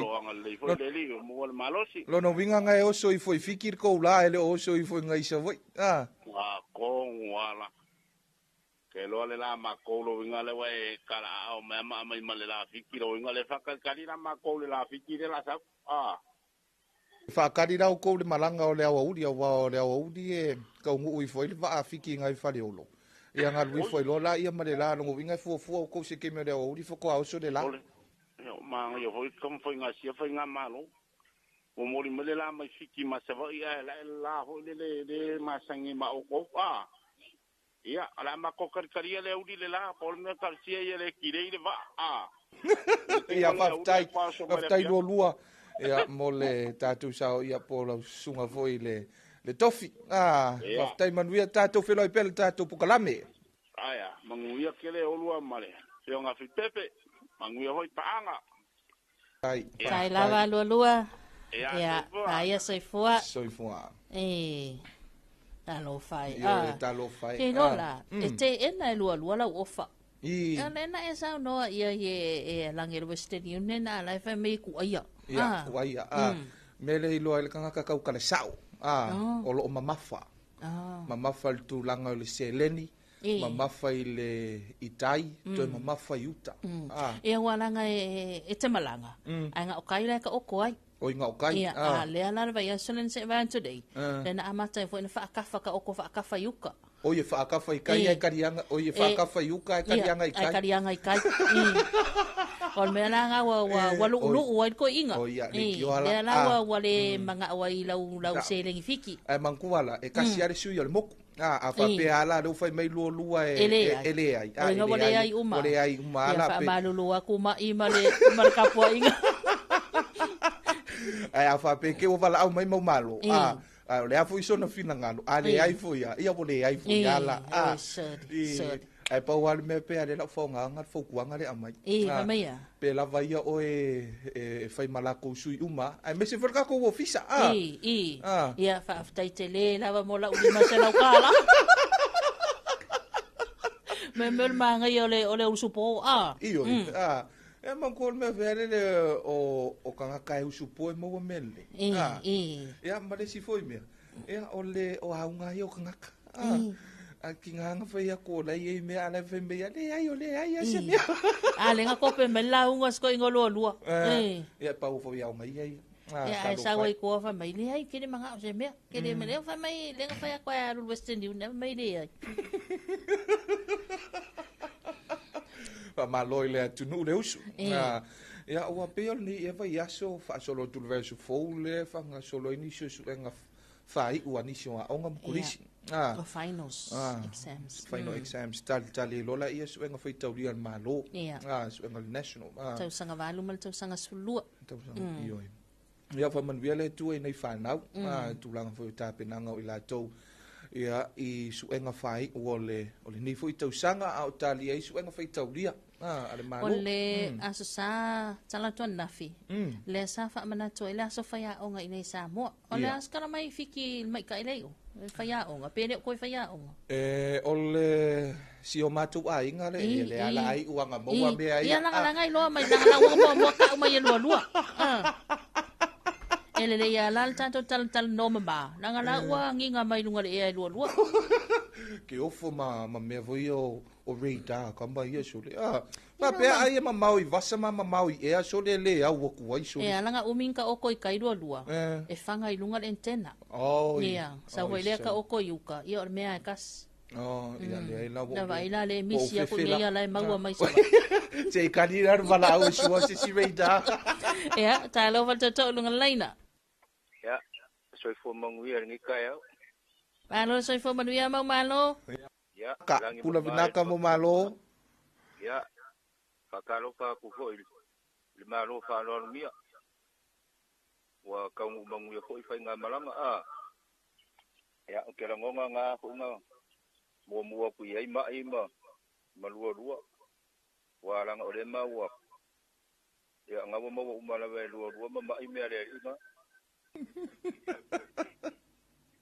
pakalo fa ku ni kaya ole lo ko malanga le ole ya ole la vai ma su kom fa lo mo ku si ka ko kalam Ya. Pakalofa kupu mai sioka ko wakungu. Ya ele ngaka fo ile au ngari ali. Alum fanga ngaluenga ma o.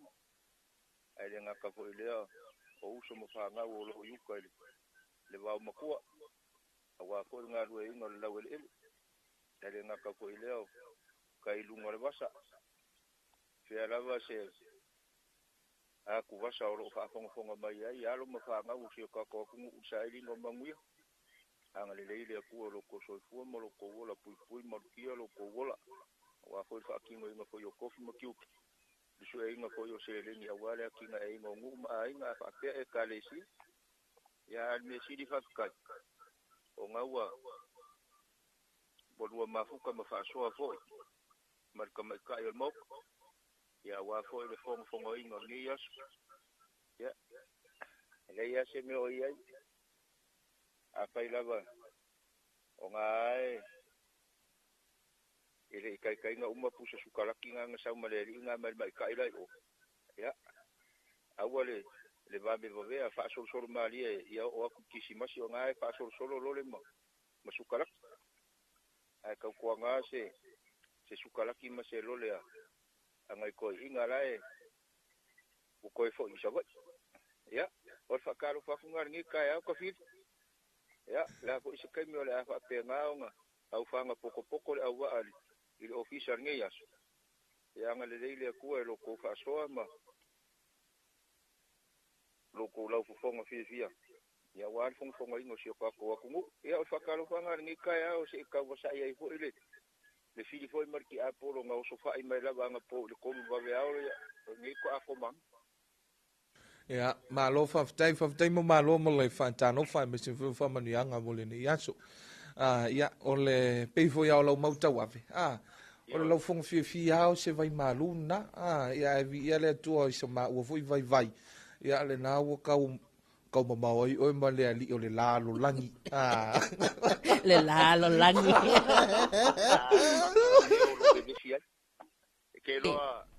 ke lo tuai se o le ko sa ko ia o ke ofo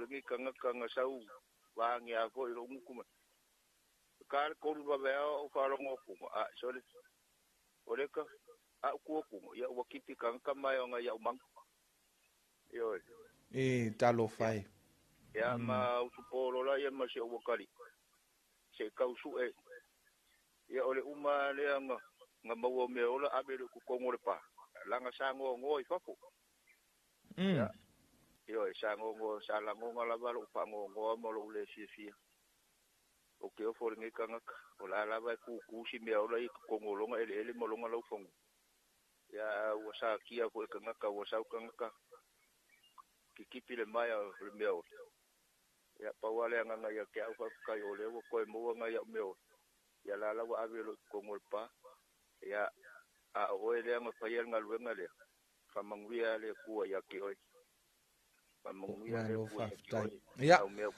ole o tulanga lava o fa fita uli malu itau e malu e foi fatu tu ya ele le ole na wa e fa manwia yai ya o tulanga lava ya ele alo lava malu lo fiti ta fiti ele te mo le fili tulanga fa pe a fa pe lava wa le lei ya mama manuia se tau mafainga o se atina e foi ya malo faftai malo foi onu sai sili fa kai ya bo umalo kale fia o nga saka kalo ele ya mayari fide mumale o sai lo ngilo ya fa kai o nga wa fa o kiama ele ngi feelinga nga fe ya ki o ke mi ko o ya uma wa ko ya wa ko fe nga ye fe o mga lu ari ko Eleini fili na o fai fili.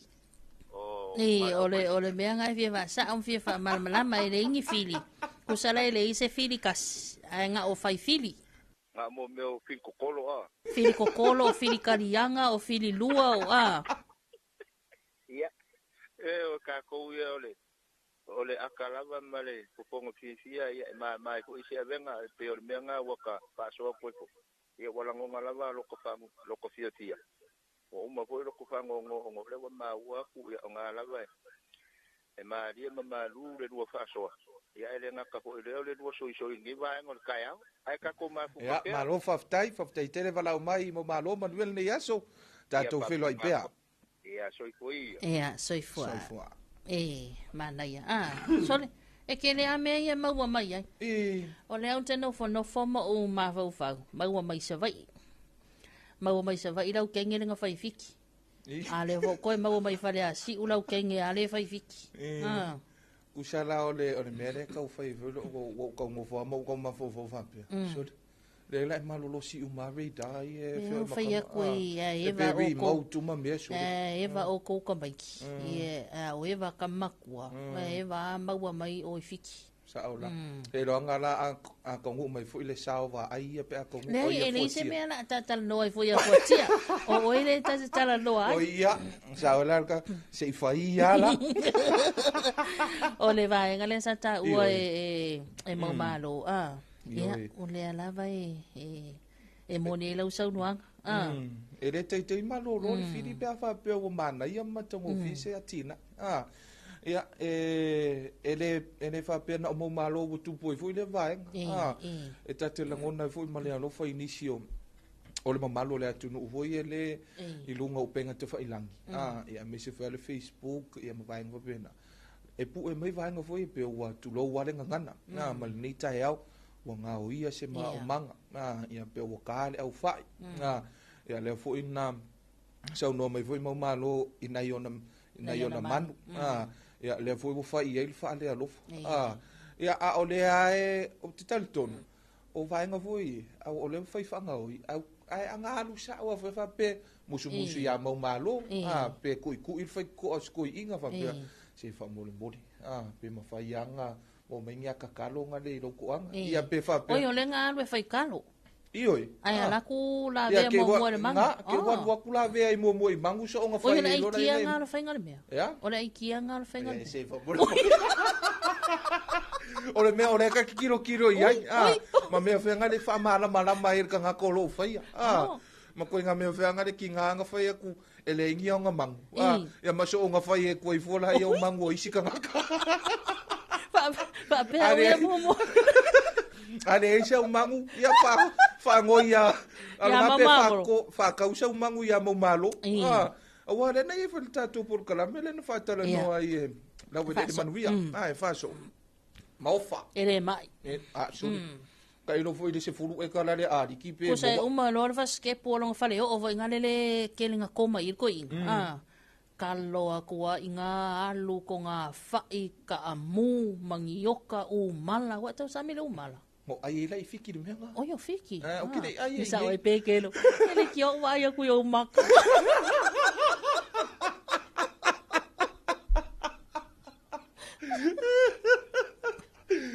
kasi ale mele o misi ai fiki to Filipe a mal fa fonga ia la mo maua ku pe ia fa sawa la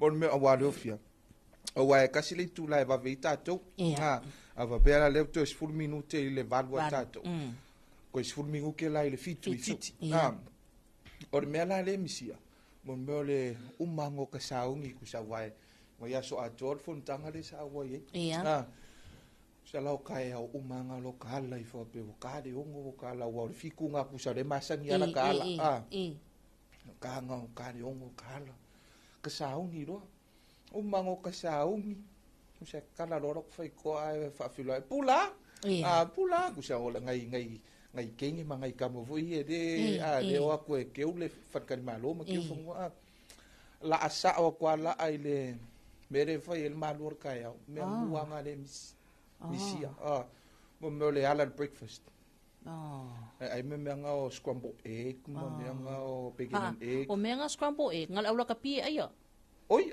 lango le upunga le fanga me le upu nga le skalamu oi skalamu okay ia o pe la me la nga ke ngo ia mo mangko o ka alo fi me nga skalamu football basketball ale la ko sa ni Samoa ngari puki e o mare aso ngari po wa de bede le ku de ngari puki Mana ia tulanga pe ona ia malanga o ani vainga taua tupa isa tala no ina fontanga male onga. Ya malo ole vainga la vai pe le sa mafai o tulanga ole malu pui o famtalanga. Ya me se foi o ila to foi e faia ia tulanga palpalai lungo fisota inga ya me se foi o le teknolosi. Ya Paul vainga fa Britania foi le ta ole cyber security.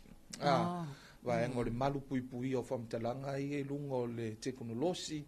Ya pe anfa pe ya afia se atunu ui i tulanga foi e ua hack mai e atunu te tele ia mise lava i la to bolo foi le solinga tu la fono le ave fanga o yo famtalanga usala pe o vaenga na ua pe o le tatum tanga luenga le i lana division tato vaenga le tatum tanga luenga o vaenga le DTI ma le Samcert sa awe e toi foi ma le uso ia malitino ia o tulanga foi na ia mawhai ona o ina e silia male se fulu ia atunu o le Pasifika sa awai ia nei foi fiti ia o Tonga, Niue, Cook Island o New Caledonia o Palau, Marshall Island o le Federal State of Micronesia se pe o le awaonga sa whaatupel malo Japani malo Japani montangata o le mafofau foi lele ia mawhai ona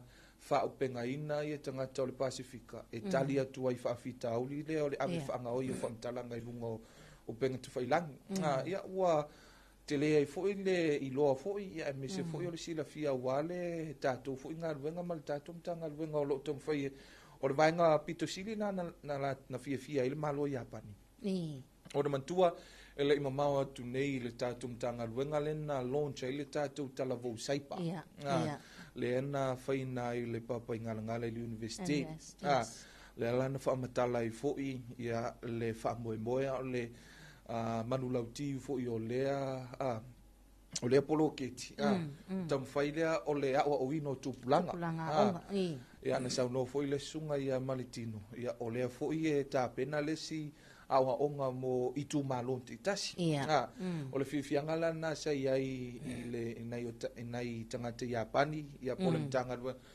mtanga o le international affairs ma le communication Japani so ta inga ma le vaifafo o le fifianga la i la tone ia o Samoa le i afia i se tulanga foi le wa ave fa mo in famtalanga e pe yo tonga le na ye le tala na tamai a tonga i la tumtanga luenga o le soi ma ko he ka system ko he ka system o telefa mo mo le loa o le fifianga la i tangata ma lo Japani le in fa tau te le awa onga o lele i tupu se fa la ya Samoa ale wa alu por kala mi fa wa o voie ma fa ma sanio tatu tangata i mea te tau na tu i lunga upenga te whailangi o a wha mau ngai te le te tau na ave ia o a fo i o personal details fo i e le mawhai e o na sila fia mai e le tangata le whaial soitunga fono a whanga oi Anto so tangata ia whaiar vaenga leo o tangata tamai tangata tamai te le masini computer ia mise fo i o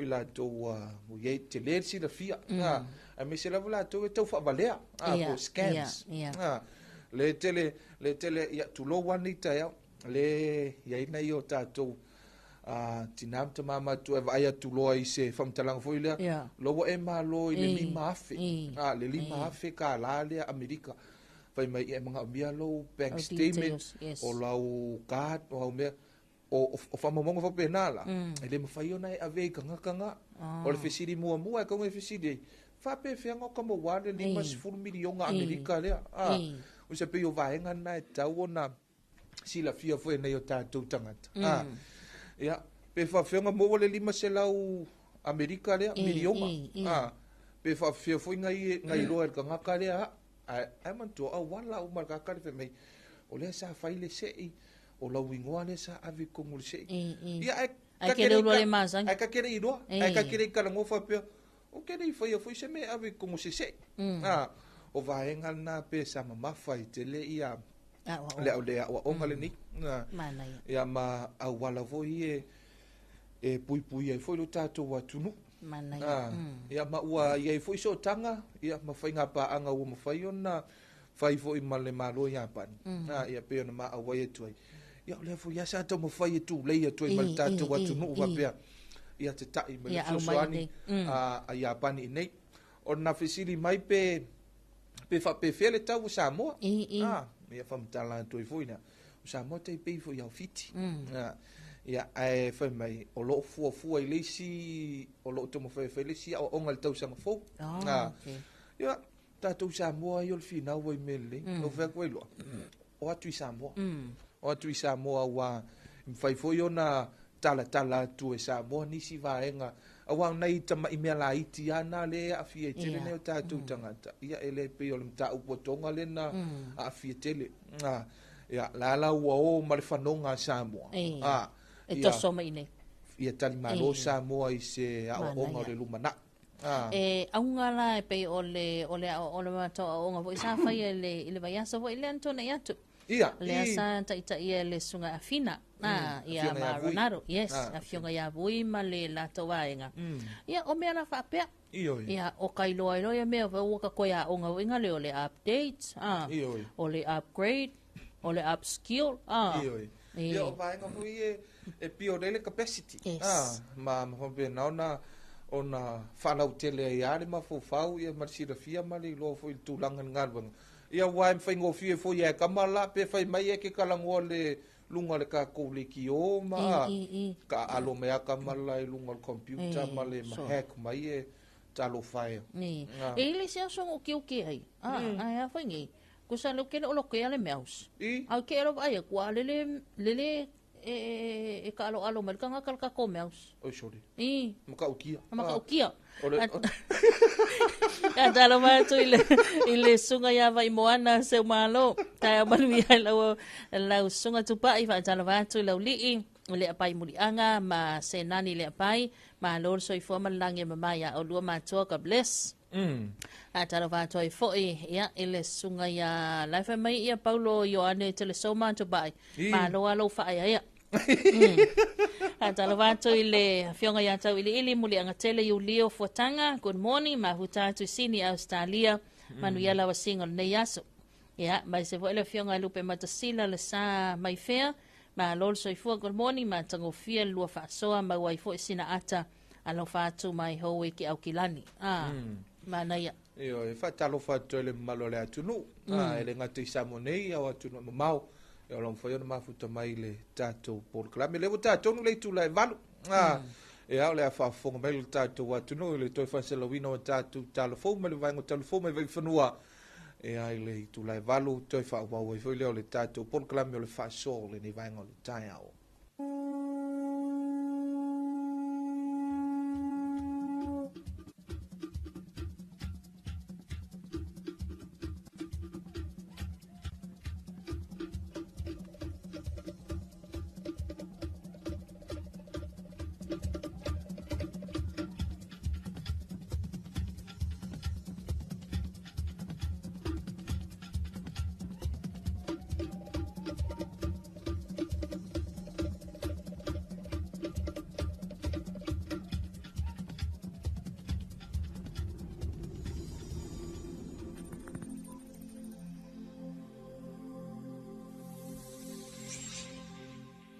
Talofa lava o talafou mai vai whanua.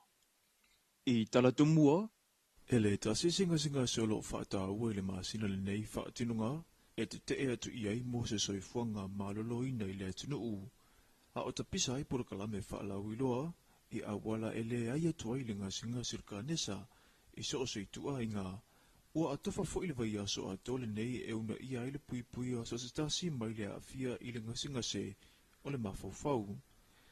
Mo le silafia e o atu i le balu se fulupasene tangata o Samoa ua maua i a afia ngonga singa se le mafau, ma e a afia so se tasi, o le whai unga le vai aso na whaatautai ai le sauninga lotu i le malumalu le e kalesia, whaapotaputunga ke risiano Samoa i le afio anga o lua tua nuu, mo le te tala ina aloa ia o le vai aso. Ua ave whamamafa whaatau ine luna autu, mafau whamalo ina, Samoa manuia. O se whaumumua e sukai ona nana tawa no langu. Whainunga ina ai nei aso ta so fa ma ngos o so fo ma lo ino ma fo fa ma bi fa ti no ma fa fa ai un ma fa me se tau fa nga so tanga so e foi tanga so uma ma lo ino la tu fina ma lo ma fo fa pena ona so sa lo to so fe fia o le whaataranoanga la ta mai e Talafou mai mai whanua ma se tasi o fo mai whaapito o le mawhauwhau, le awhionga i atui whangatoa Dr. George le atui tama, na i e tā ua ilo ngaunga o taunu unga, e alia e mai i se tasi e maua i le ngase ngase. O le kele fo isi kanka a hape wo umi ke renga whaare kongu pe ngase ngase le mawhauwhau, a i leo maua se konfi kingo. E koe le lei mai le mawhauwhau le kulanga ngase ngase le mawhauwhau. E pi mo ngalo ia le normal behavior. Mo ngalo ia la ko le bevana le personal hygiene na. E kam ko ia o le fulungo lima, fulungo nguku. Ara nga ia ora ko ia mga ai e sa me lo wi pui ku e wisi ho ka ka. Yo ku ranga mo fain kan ko fai ka. Ia ko ia o uma ia me nga le fa ngai foi la ko senga. As part of the rehabilitation for ngale le o ngai nga se ye.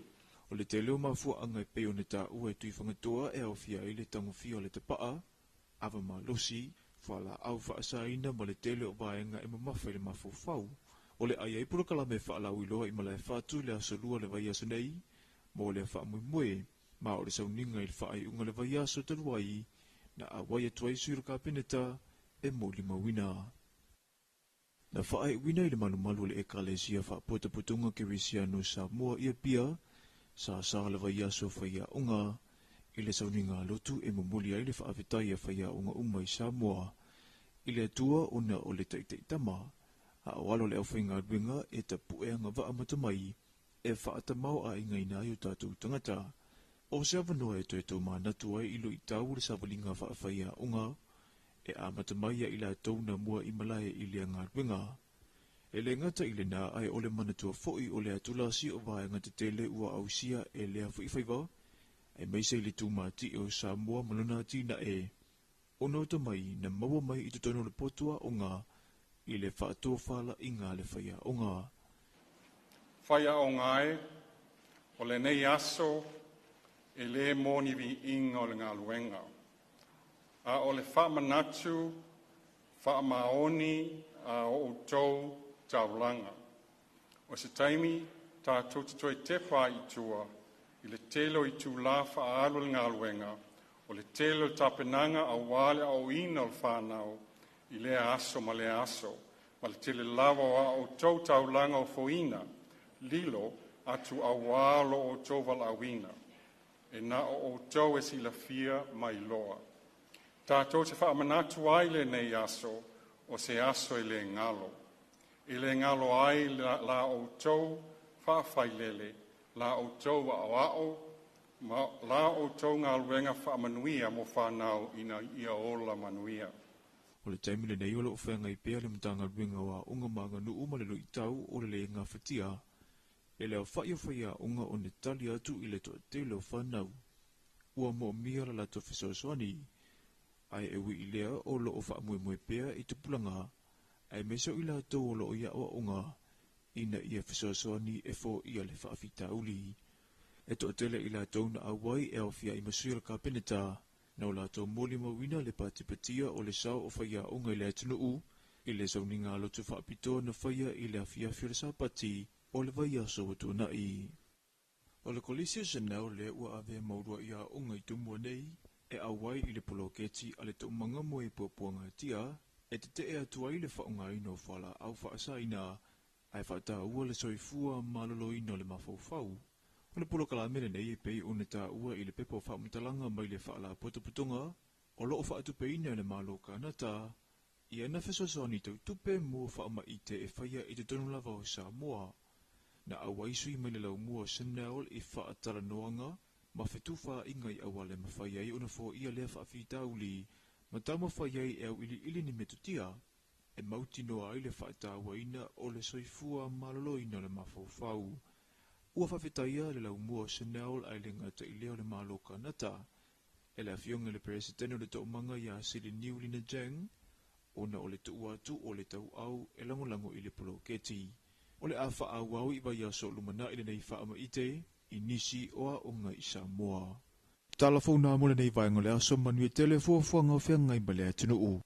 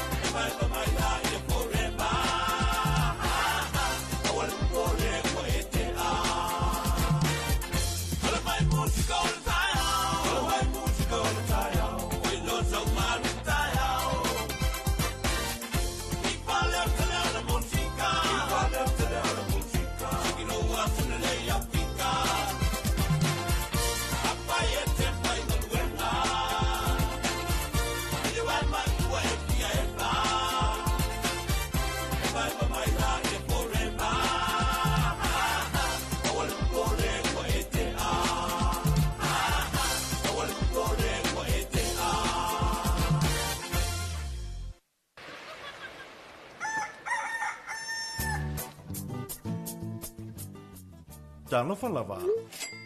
Yes. Ua si tia le tau fesuia ingo tupe wha amamoli le Western Union. O lona winga ua whaateleina tupe tala. O le a whaitijia tupe whaonga e lafo mai ai. Ai te le o le a talaina. Ha whea nei le ofisa le #1 currency Western Union pe wala au mai i le 250 mo nisi whaamtalanga i suinga maua e o taua fesuia ingo tupe a le Western Union.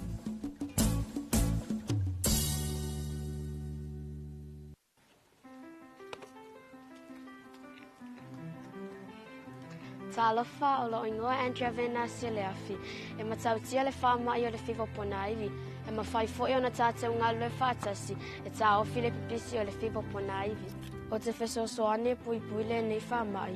E ala i le whama mao la pisi. Ma mea whai tunu to ai le vai. Ia mauti noa e ufi ufi malu tane vai. Ma mea whai tunu e whaapa le ai vai tau mawha. O te whaonga ina kulimi ma spray whapitoa. E uaila utino e pui pui le ue nam. O le a wawena whailoa i au mātua, pe a whai walia e a aunga o le whiwa pona iwi. A whai tātou te ngā lue whātasi, e mwhain tātou tau whia le pise le whiwa pona iwi.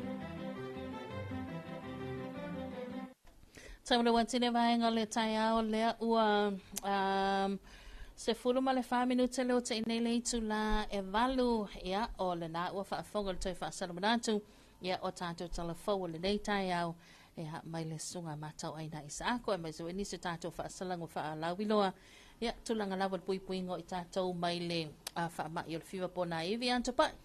Io ia pe foi ona whaafonga mai foi nisi o tātou whaasalango whaapisi nisi ia e mai se ai o musika sui whewhiloi o le nei tai au ia mare toi whaasalawina o tātou talafau ia mai vai whanua mai le vaenga o talafau mai vai whanua la wala leo ia me se foi ia o la wala ata le TV hiva ma le tuai pile si o fongo Samoa ia tal tonu a tele na amatalia nisi o tiu te mga luenga ia me se foi o le usu mai ai o le to tele ia ma poloka awa pe o le meale le tele ana na fai ma fafita uli tai au mai le to tele ia a mawale ono sa ia le to ino yop ia o le mea le lei ia le mea na da o e kala ka meki mea le lei ia o whea tua wa tele au mea fōu ia wa maua ia o mea mātou mai fiti ma o i me sa lua ia o le vale le Ala ko mai gana Ene zambula ya pula pina kaya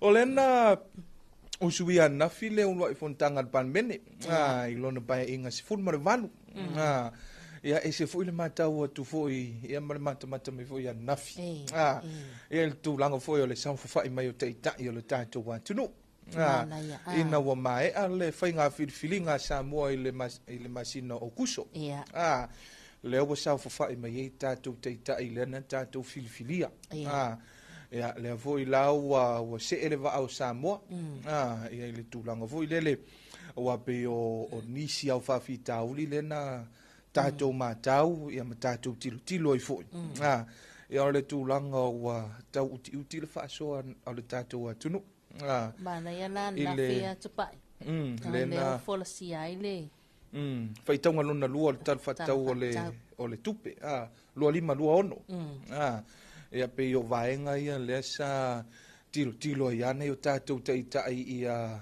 vave ona mo mai le tatou fainga malo ia mo mai o tatou taitai ia se i fanga lue le tatou malo ia ona fo ia wo lausira fia tau le to lau ina ia vaenga ia ai o vaenga fo ia lo mole ati na ia mai se fo ia o le fo o le tatou atunu ele ngate Samoa nei ia male tatou paanga whaavau malo ma tulanga foi ne tatou paanga mai se tunu mana ia wa makua kalunga ia lui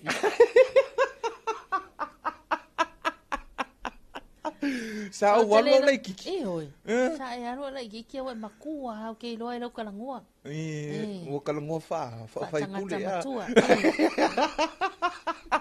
E makua le bara mai mau malo, mai lolonga, ba vanga de vanga fa fai o ku epi. E lo ngala awa pau le o vanga fa fai ese fong fikalai. O le kanga kai usu, wala au mai. Ia, lau whionga fong whikalai o nge vaenga o re aso. Fong whikalai o maoka o nge aso. Au mo foi a kiu ke whaso, ka ki whalongo mai. Fong whikalai o re aso. Le fo e kiu ke fong whikalai o re aso. Le aila, o whaangoa ngoa. O leo ke usu. O wale isa o fong whikalai. Oi, wale au mai ala le. Ale ai, ale angal sila mai au oi. Ia i whapeha koe sa mai whawhi. Ese le fai me whapiko ngi ka ngaka. Le whai mai whawheka lai o le ku e pi o ku koe. Ia wa lek. Ia umara waru ke whengan maa keki. Ma nei al por kalami fou le sa o mata mai fo. Ile tulanga fo ia o fo whae le anga le tātou wa tunu. Ina si usenga le na whatau taia mai. Mana ia o le por kalami na. Ia o le mawhai ana whai au ka whangi o le maota malalawa. Ele kau kuria fo ingali se whakau se fia eka. Nga? Aia. O le mea manga ia nga lau o iai. Nga lea fo ia o le mea manga ia lal mako whare lau o iai. O la lau a maka singa u. Kusa leo kusa ngau usau mara me kokia lea mai fiki. Kusa ngau kaungu o mai lea soko ngai. Ia ngau kaungu o mai le kaeau.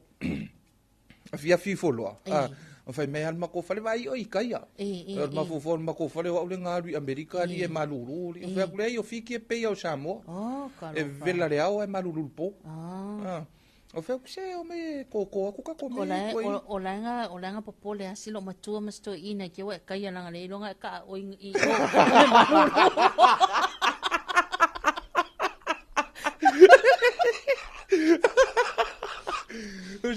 Usa re ngai roa ngai el mako whare. O le fia re o re rire o re whaisanga wheau. O lalo a maka nga whaausu au a. Ioi.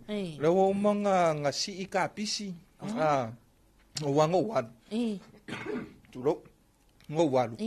Ia o umanga o nga whaamili o nga au. Ka mako. O kukama. Mo me o ka pisi. Lala o si i lunga palpala. Lau si. O lean makua si ilo. Pe a kolole fia. Ese a? Ese a. O la waula ia fua pe a kolole fik masinga i si ilo. Au isi kau sa. Kako vai me mer kanga kai kuruk. O renga fai mai nga koko, fai mai nga pa amirian wai. Kasi vai a tangan wai a sa wasi. Pesiri a faso. Ioi. Ia mga ia nga. O le recipe la ia faso o ele ula yes fai vakuanga. Sa oa. O le mea nga lewo ko wofo ko inga suri. Ngo walu pe e wha mai. Ioi. A lewo usau mo ko i malosi. El malosi la waia. E pe o le malosi le ever ready. Voi le ma o ever every ready. day. Wa mai lalo manu. Ia, o lalo manu. Ire i do se kupe pi wha mai. Oh, karo fai. Ia, o la vinga nanga short.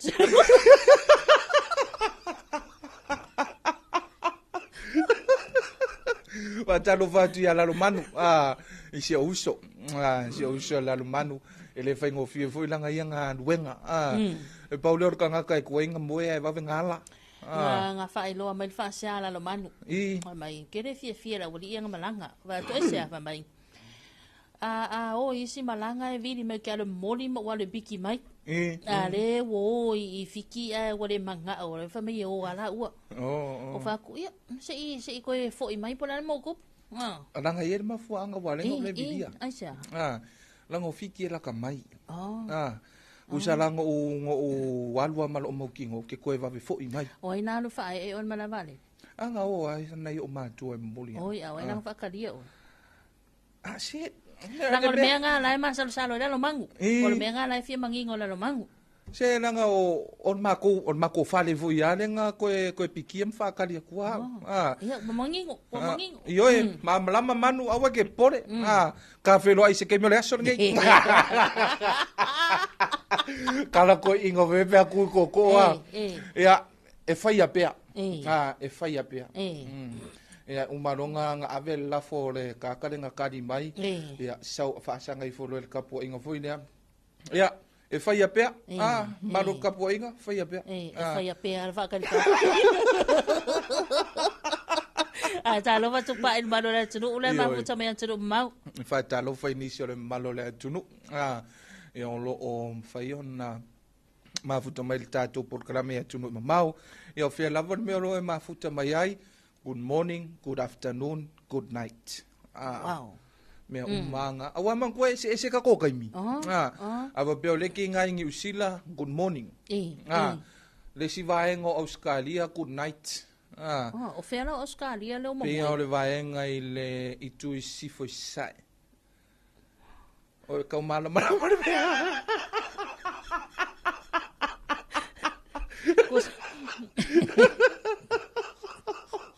Esa ole silo makuanga le makomo. E waka ko papa ai la ia. Ia ni si nai loni tona ia po America. America la wa uli Ia be vai la ia be la nga ole good afternoon. Ia o Samoa le fa kwa good morning. Ole fa me vai nga le tu no mamawa tupai. Fa mai fasilia tia ya tupai po wasila wa wosol masinga. Sila kiri va ai se masinga. O le fa mai o a sila lo tupai wosol masinga. Ia wa maka wenka ko va ai ka penga ka komia ka palolo. Oi, sore sa. O la foi de ka un ngol menga. Lang ma ko I la lo vai mau marsami. O ma ko I menga o la foi de ngo o le popo le ula vai. Ia mo me o le kunga le O la nga me kunga le. Kunga la po nga. O le kunga le o kunga la po nga e man me o ki la pia. Ma ko ki la pia ma o vai kafe. Ayo. Ma mo wai me venga e mo me vai. O au la ke le ngo o sa wo ma ka ki la pia I le vai vele au ko formalis. O ye ma ka wo ki la pia ska mai me popo. Le man ko le ula popo. O le ula po e kama ke la kwa o man ko me fiki o ko kwa popo ngani. Le va ke nga. O ma ko ki la pia la o ma mapu. O map. Yes.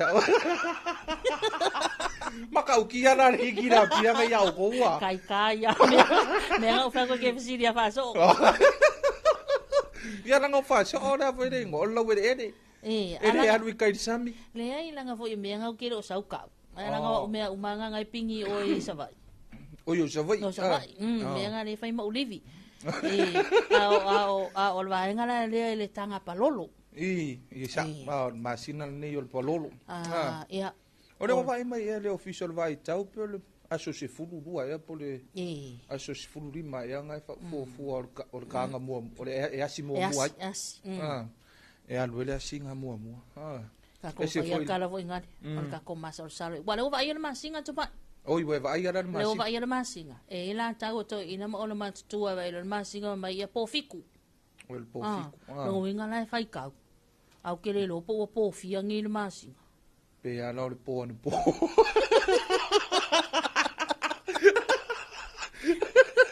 Ele po fitu ai po no po. E ale na, okay, lo si la fia ma win fa so. E me le si la fia fa natura. O vai nga fu I mo me natura me. Ma le ma tau fu I. E wa man ko e fo nei ya vai nga yo talo le tau. Ma mo me fu I o vai tau ese. Ia vai nga fu I o le to mai masani pe fa pertania traditional knowledge. Yes. Vai nga fu I fai mai a fua ki kele ia fua la au mo bonga fingo korsa. Olmoso oinga. Olmoso oi. Am ko I fua ki kele ia moso oi fa pe mo bonga kui. Kui o le vanga o le sea o maku kele le sea. Kwa kele o ma fingo korsa. Pai al me le loli ma le funga ma le. O le si foi me afa mai o le ava aia le monga se ikulou fa pe la ka yau pe ava aia le po pe afia monga e kasian monga ke vai ia mare si voi me voi le ole ava pe ai le avoi de si me ia ole tawino le taimi soriaka lo le soriaka o soriaka o kusa o le lau kasulua o soli le la lo waka le ai wa e soria lo waka lo shadow ku soriata voi le ole aso e si lo makua voi le o le mako o lo makua la e polva ai tu la mako e kale sia i le vaitau foi le ia mati le vaitau o le fangafu pe la le vaitau foi le lent ia o le matua la vaitau le foi o lo matua la e polva ai e ia la sia tamana e fai amalu fa fo a fai la na pongi fe me alo makua e soli lolo waka ngai fai mai lola fai mai alu e ku fo la soli lolo aka u kasu lua usala pelo o makuanga como wa me le upunga o le soriaka kusala po ai aka mai ki o le fa fo le fa longo ku lo makua me waka ia wa kai solia lo waka ai ape soli le stanga talo wata le o kasu lua ki mi no ingala po fa solo se me por fa kolu fa masalo pe ia oi kala fai a tala watu le sunga ya Peter Stowers a tala watu le sunga ya mata tu ele de ya so ya manuia lo tai au Peter a tala fo ile sunga ya Paulo Ioane tele soba ya fa mai o lalo vaia o le kinga o fai homebrew so le se awari le nature le o le muuri alo ifiki malanga ifiti ai sau vai mai kusolenga fa amili ya fatula au alo ifiti nga sau wasi ilo olongo winga fiu fa kalil kai me e kupu ai malausi us o le mea are ka o kulori ma kongu uri au mai le black mark li o ma kongu uri ole tau nisi a ole asomalo le pa ur matossa o le tatosa o le e pa ua pe ia la le vaveao nga le asi mo le palolo ia wa sa o wa ko wa e ko le official vai ta pe sa pe la so fulu lua na o wa o isi le ua ia ta ilo ai nisi ai pe o isi lo fa mo me le tau wa le va ai tau o nga ai o va nga ia o fa nga masini ma fa teknologi o fa yo na ma tau e vuile ia ai ia traditional knowledge ia maliro ma sani o tātou tangata e kukusa le leia mo le va ai kau o te fia halu te su el moana pe ai siane me fa kasi nga fa ngau le ari ke fia iloa wai le ia se su ea pe sa yen kisi profesa wai ngai mai vafu ia male si foi me pe ana o tātou e ma fiti o fiti e fau nei lava kusa anga le tātou e leilo e fiti ai tulolu va fau mai ai lei ale al polono ia male si me o fiti e tai le mutintinio le la so le ko i mukingi le la o kuaka mai voi le au tātou kele au tātou e ola se tapinanga o fai ole ula manongi o moso oia po o pua ma me ia ma resi me anu fa veao Awa pe ole si vaenga le na upu e mai i mātou to i nei sa vai. O wanga o sile ai se ai le nga faile ula mo so oi. Mai pe ole ula nga pe e fa ko singa mai ele i ayuka. Ole manongi. E pe ia vanga mai ele i ai sa wala su O mātou le sa vai. Ole o me al taimi nei la fa ia ngo la kiki au fai me nga. Afa pe ole no ula wo o mai lungal matafanga. Sa fa fai o male lungal makafanga. Kasi al kanga ka alo asi. Tor? Ai e tasi al tangata e alo e soli de sami alo e asi po sau leia. E a ko sau le mai lei ko kiki. Ia, ai te waila e fai pe senga. E ka o le mātou na ia i o le mātou no o i tufta foi. E o mena le taimi nei. Le fatino. O le fai ia. Which is o se vaenga o inga le makua i look forward ia. Ia, mai ai no tala i titi fai ale mea ngā lea waka makua. Ia, o lea fai ia. Ia wai ese umala no ia marfati no ngole. Ia oko. Ia man ko ma ko le semio. Oi. E o mel te mine o kere ia lu e whateitai.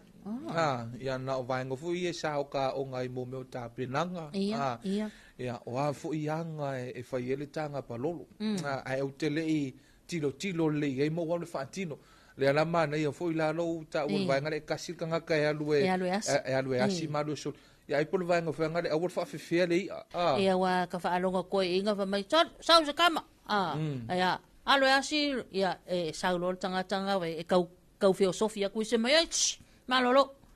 Awal solia e kasi ale ia mea toi ina asau leia e nga alu ala tangata le alo e asi e vana au mai lo mai so leia ia langa lo ilunga awa so la te va e akaru mala ka paelo masivo ngale e kumule la ka palolo ma kwa kumule ole taimi vo ila le matua i sele ai ia tamama tua matina matua la fioanga sunga i whawhiangainga wa pe fa muana o mea umai e ave ila wa sin ia wa so ila mau mai le na palolo man koe me mele la au lau fau i le fa singa ai ma lau fau e pe kama ngale pe ma ko ipi le wa fiu salu ba ngai ala langi ngola fa pau koko ere ikai o tupa ere ikai o ma ko new generation ta se stava vifianga ia ta to musika le vai ngal taia sai foi ia o le fatunga la vai ta longa tanga loa ia o sina ata le taia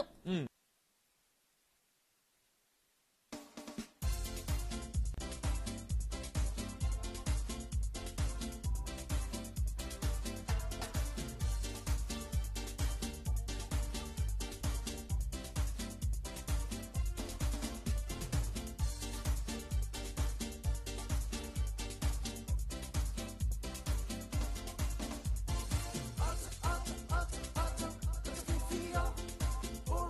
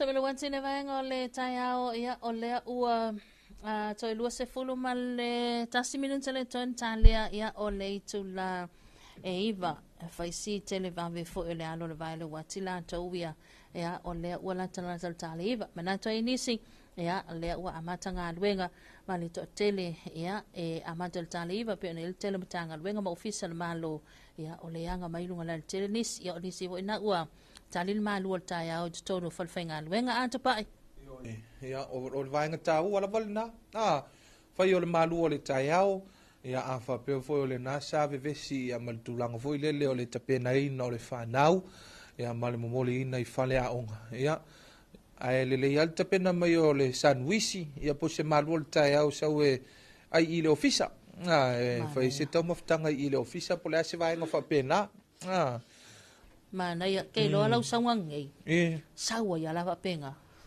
ki nga ola sau al pa unga nga. Ia sau al pa unga le. Ala mako I manga ia ola sau le nga sau ai. A wala ke pole. Tu mai lo fanonga. Tai. Tu mai lo fanonga. Tatia mai. Le la ole tatia ti ai pe fa pena. Oi, e vai ia ko sau fa mai la ka kia. Usa ole fa peta fidi ai fa tai. Usa ya mai tatia mai ia ole ka kia nga ka kia ai. Okay, ofo. Pe kau sao e lua. Pe nga aro e le ia le wa sao e fale le ke le vo. Ia fa malo le usui le tata wa tunu me se foi nei fa na le na ta pena I suenga le nei fo iaso. E ve o le tasiale o ngalo te mautino alo fatino la tu suenga nei o kolisia sanga te marina I saval ai vai moso. Ia pe foi ia na o so atu ai masanga tu Josefo ia a o ai uma lava nei fana wa onga le nau fe ngai masuenga ia fa manuia le tua ia tino o fai ia fai me onga e paua nga le me fi ai nei ma tu al fai ungol tausanga ku sa po le are ka un ka le lancha ia fa maria ina fai ungol tausanga anga o ia sola sole wa manga ia wa manga ia eri ka o fai au ko anga tamalei me foi nga wale ngo ka fapia ka kiri so ngo la vale ngo ka ko anga veanga le manga ia me mel pala ai ele no o le ko fa makala ku le ari e ko fa makala ku le ri o mai ari lo kai ku le anga ri e mo ia sa faki ngai fa ia o ngai le mama fakiri ia me ne wa ko ngofo mo ko ma fo ku fu ia so yo fa ia o nga bila le no fa malu le fa un lava ia so ia pe fu la o le tradition na ale afelingo sa ama to ko le si sanga tu se fo ki mo ka e o lo ia so fa ia o se fie ia wa mantua it's all boys school wa na o nga kama Zala fie ke le la ma ko o fa siva mo me fa ya nga kenge la ki venga de pe le ka la ki o ma ko ki wa foi la le fa va ise kenge o la wa mi ola le nga le ale ka kala ngo le ai la ma le le fesilia kuloa akaloa ma le kali fa mo mo ka ki ai fa pe ya wa sa mai la lo ma lisi ka kele ya o nga mangi kenge vui e wa kai ka sawa mai marisi ia ko alwa ku sanga ku Josefu nga o kama foko ai lo a ngi kingi ngo ka 13 ia o kingi fu ye de kelingi king ka minga e alwa ko ile NUS o nga la nga kele lo la ki fa mi nga ia fu ya si me de how did you feel miss feel okay o le si va engare nei vai asu tapenanga le lok pai o le lok mai ya Ata so of e fu ai lunga se de o ia ka sime ia ko finga ia sa kangere ko sa ia wa lu ke ma wo fa ngosa o e ke fia ke fa sa kangi o nga fa ia nga o fa ngosa fea i o sa we kana venga nga o kanga ka vo la ka usanga le o ka sa kangi Ola fia si lo matua. Ese femenga ko pe wa sa kangi ele sa ruang yang of papa. On me re ka ki fa ku la ka lo mi tu. Pe sa ka of pa me Fingar wenga foi o ya. Fa ku I lo fingar wenga me ya fa ka lo ya o lo we o fu fa ku o ya. Ya sa o makua. O le makua foi o ko lua. Ai an mere fa mai lua. Ya.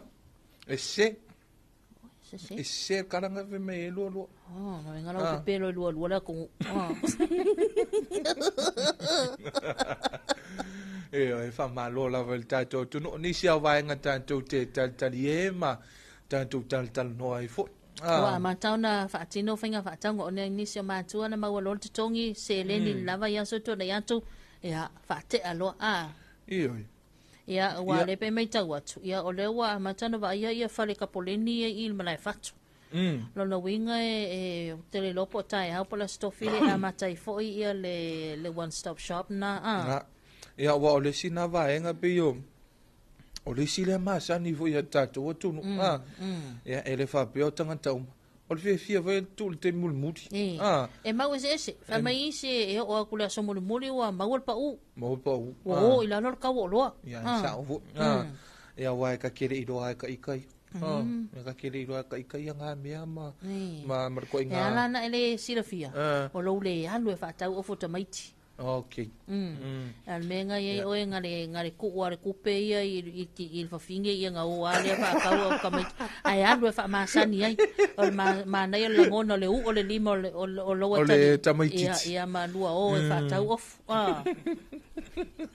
o le nau ma to tu fo inicio tato reporti mai le tato vai ngo Talofa le fa maluina fo I leo le vai aso le soi fo malolo ino le mafu fau po le vai ngo fo I le ta o le mental health ya wa mantua e pe ma isi le mta upu ma le ngase ya ai fai si na onga te e o le televoi o atu no le lalo langi wala to fa maluina ya le fu o mai sa mo le la to fu fa maluina vai ngani ya wai tu ia vai nga fu o mai masani per fulu o le fiva ya o le mai suka mai si fo ngase e ia tong fitinga fa ngofie winga vo fam talanga ye fo ala au e ia vai nga fa no so ani mo I le tulang o le tinga ma mo mai le tin ia o le mai le ma fo ia pi fa finga ta fa sionga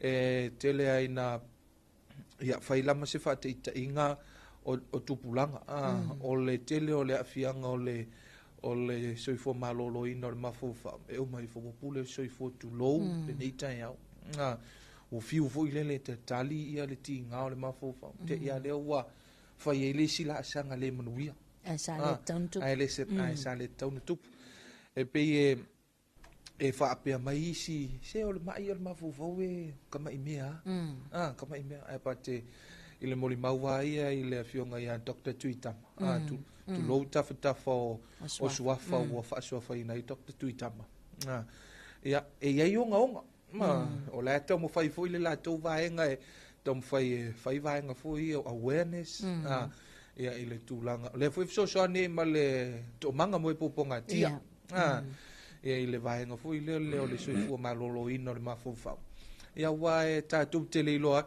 ia o ke le loa foi vaenga ngai mafailo o mafofa ele se mea sama mafaya o luar kai minga ruai o nga mafailo o mafofa ke wa su ese o ke wa kupu se mei o ia aftai o le wa ayatu o le lava e te tamalele ia e uia nga le ia o mailes ia paulanga me le ka mafalo mafofa po le me e sau ke o le sau ke o overstay ai o Talofa le isi ona ainga o ia me siana fana Talofa tu fotia fe ya ta Filipe ver nga o ina le pasi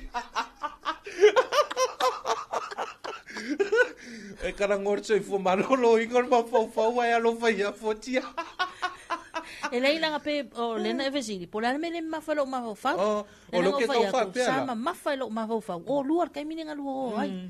Ka kalo le au ka kalo le po. Nga misi alo ka kalo mo se fanga. Ia mo o luar. O fa pe ai o mafalo mafau le o se kupe ria ngare fa kai. Nga foi le mo lo kupe a oi. Money is not a problem. Oh, bring it on. Ola e Talofa mai ia le sunga ia basta Talofa Samoa malala to fenga wenga malava alele faleolo tupai. Ja, van Talofa tu. Ja, me se foi le fenga wenga malava alele. Vai ngole Airport Authority. Ja, malala. El vai ngana le sa ngafa Malaysia ki no lo passport. Iyo e. O ka sau mai i nunga wa alele. Mai Talofa. Welcome. Ai não foi aku. Malor sai fo manguia. E ke E ke i venga le a. Ai awara pe lo kala awa. Ela amai malaka aku pau. Laka volingo laka one piece le ave runga. Ia malaka aku foi de piro papa ku ka sa mali ma. Sala le fa pe anga i kingi voi e o pe boka ko pai. Ola ko pa pai ke mingi. Ia. Ama ko e sui ha. Wa sui ha. E ka kira le me. Wa kafa. Me Talofa, welcome to Samoa. Good morning. Ma lor sai fo ma ko fa no ko me. Yo le Samoa. Ia, la fa pe o ese konga.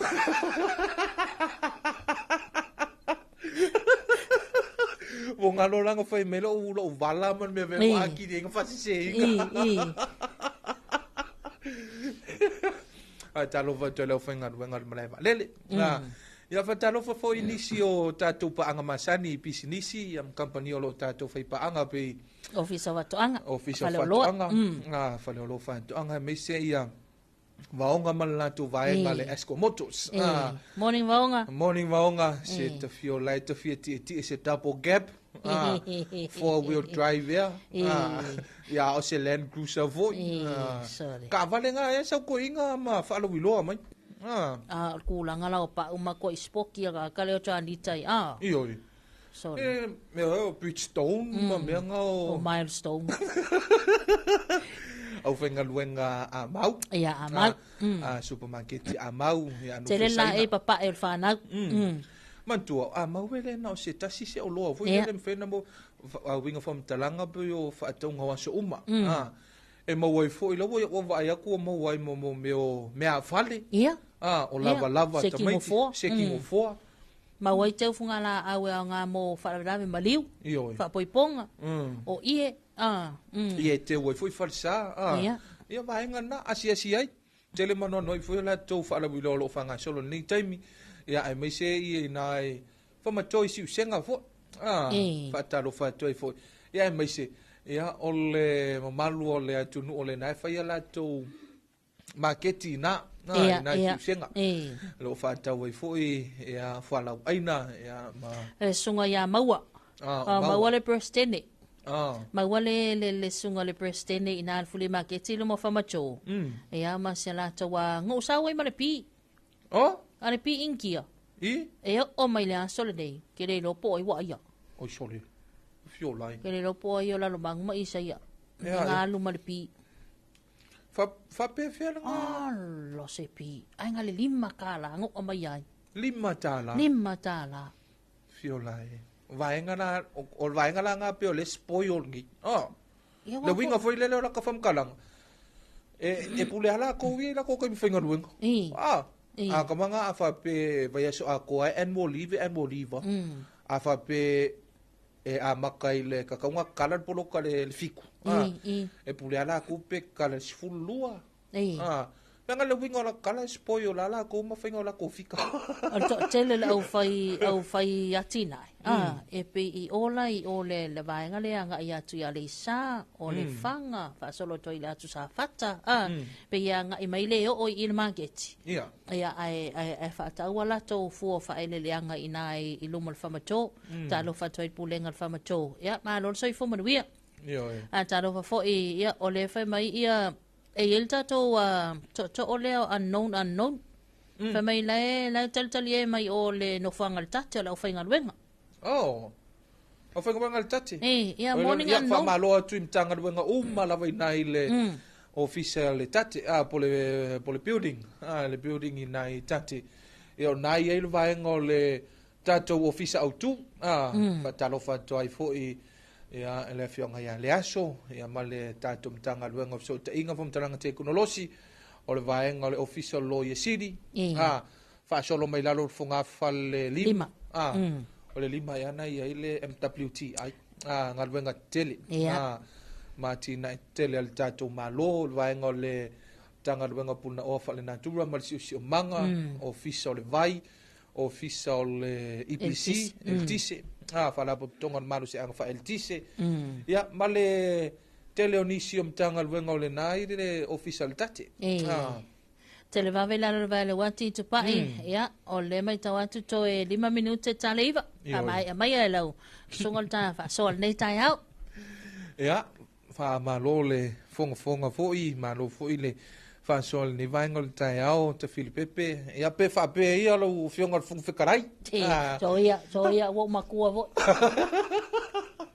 ya o pe o vaenga lava ia o le tātou polokalame o le Talofa Samoa ia o le tuina atu fo'i o le laufonga fia ia me se fo'i ia o le vai malu o le ata ia e te ai fo'i se whawhita auli ia ma se vaenga fo'i Samoa mafa le mafufau ia wha malulu atu fo'i wha mangalo mai ia ma ua ma le tofai te Filipepe se upu se ngangana ua le tautamali malu awe fale o tofina ngalo ai wha manuia tele le tua ia ile ulufale ma le ulufafo le tatou atunuu i faatamasoaliʻiga ma lavasiga o lenei aso faamanuia foʻi le atua i le fanau aʻoga feagai maʻoga ia mai se nisi ua amatalia suʻega le tapoʻaiga mau ia a le aiga salevi po auauna tofi le atua faapea le tinam tamama tutua o loo taputapoia o tatou faiva ia i galuega ia ua totofi ai faamanuia le atua ia i tai mauta ia i le faatamasoaliʻiga le tatou atunu faamanuia le atua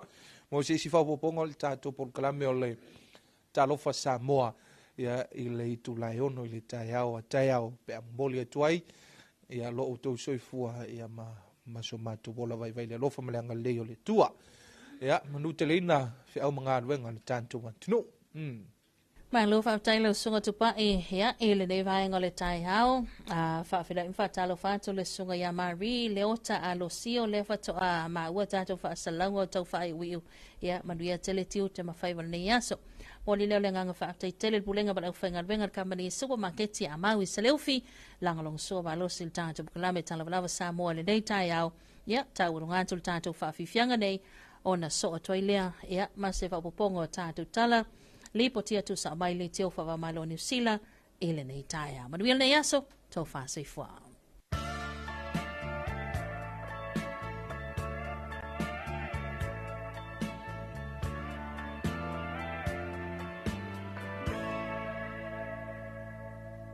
Guess mine is not the first heartbroken. My eyes are not the first to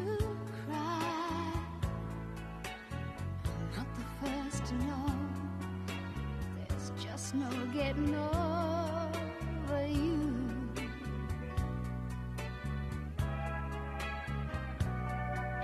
You know I'm just a fool who's willing to sit around and wait for you. But baby, can't you see there's nothing else for me to do? I'm hopelessly devoted to you. But now there's nowhere to hide since you pushed my love aside. I'm out of my head, hopelessly devoted to you. Hopelessly devoted to you.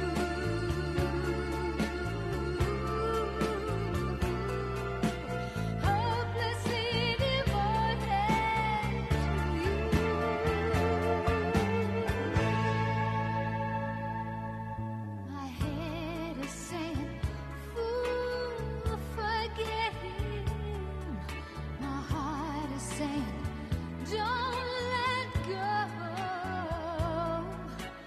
Hold on to the end. That's what I intend.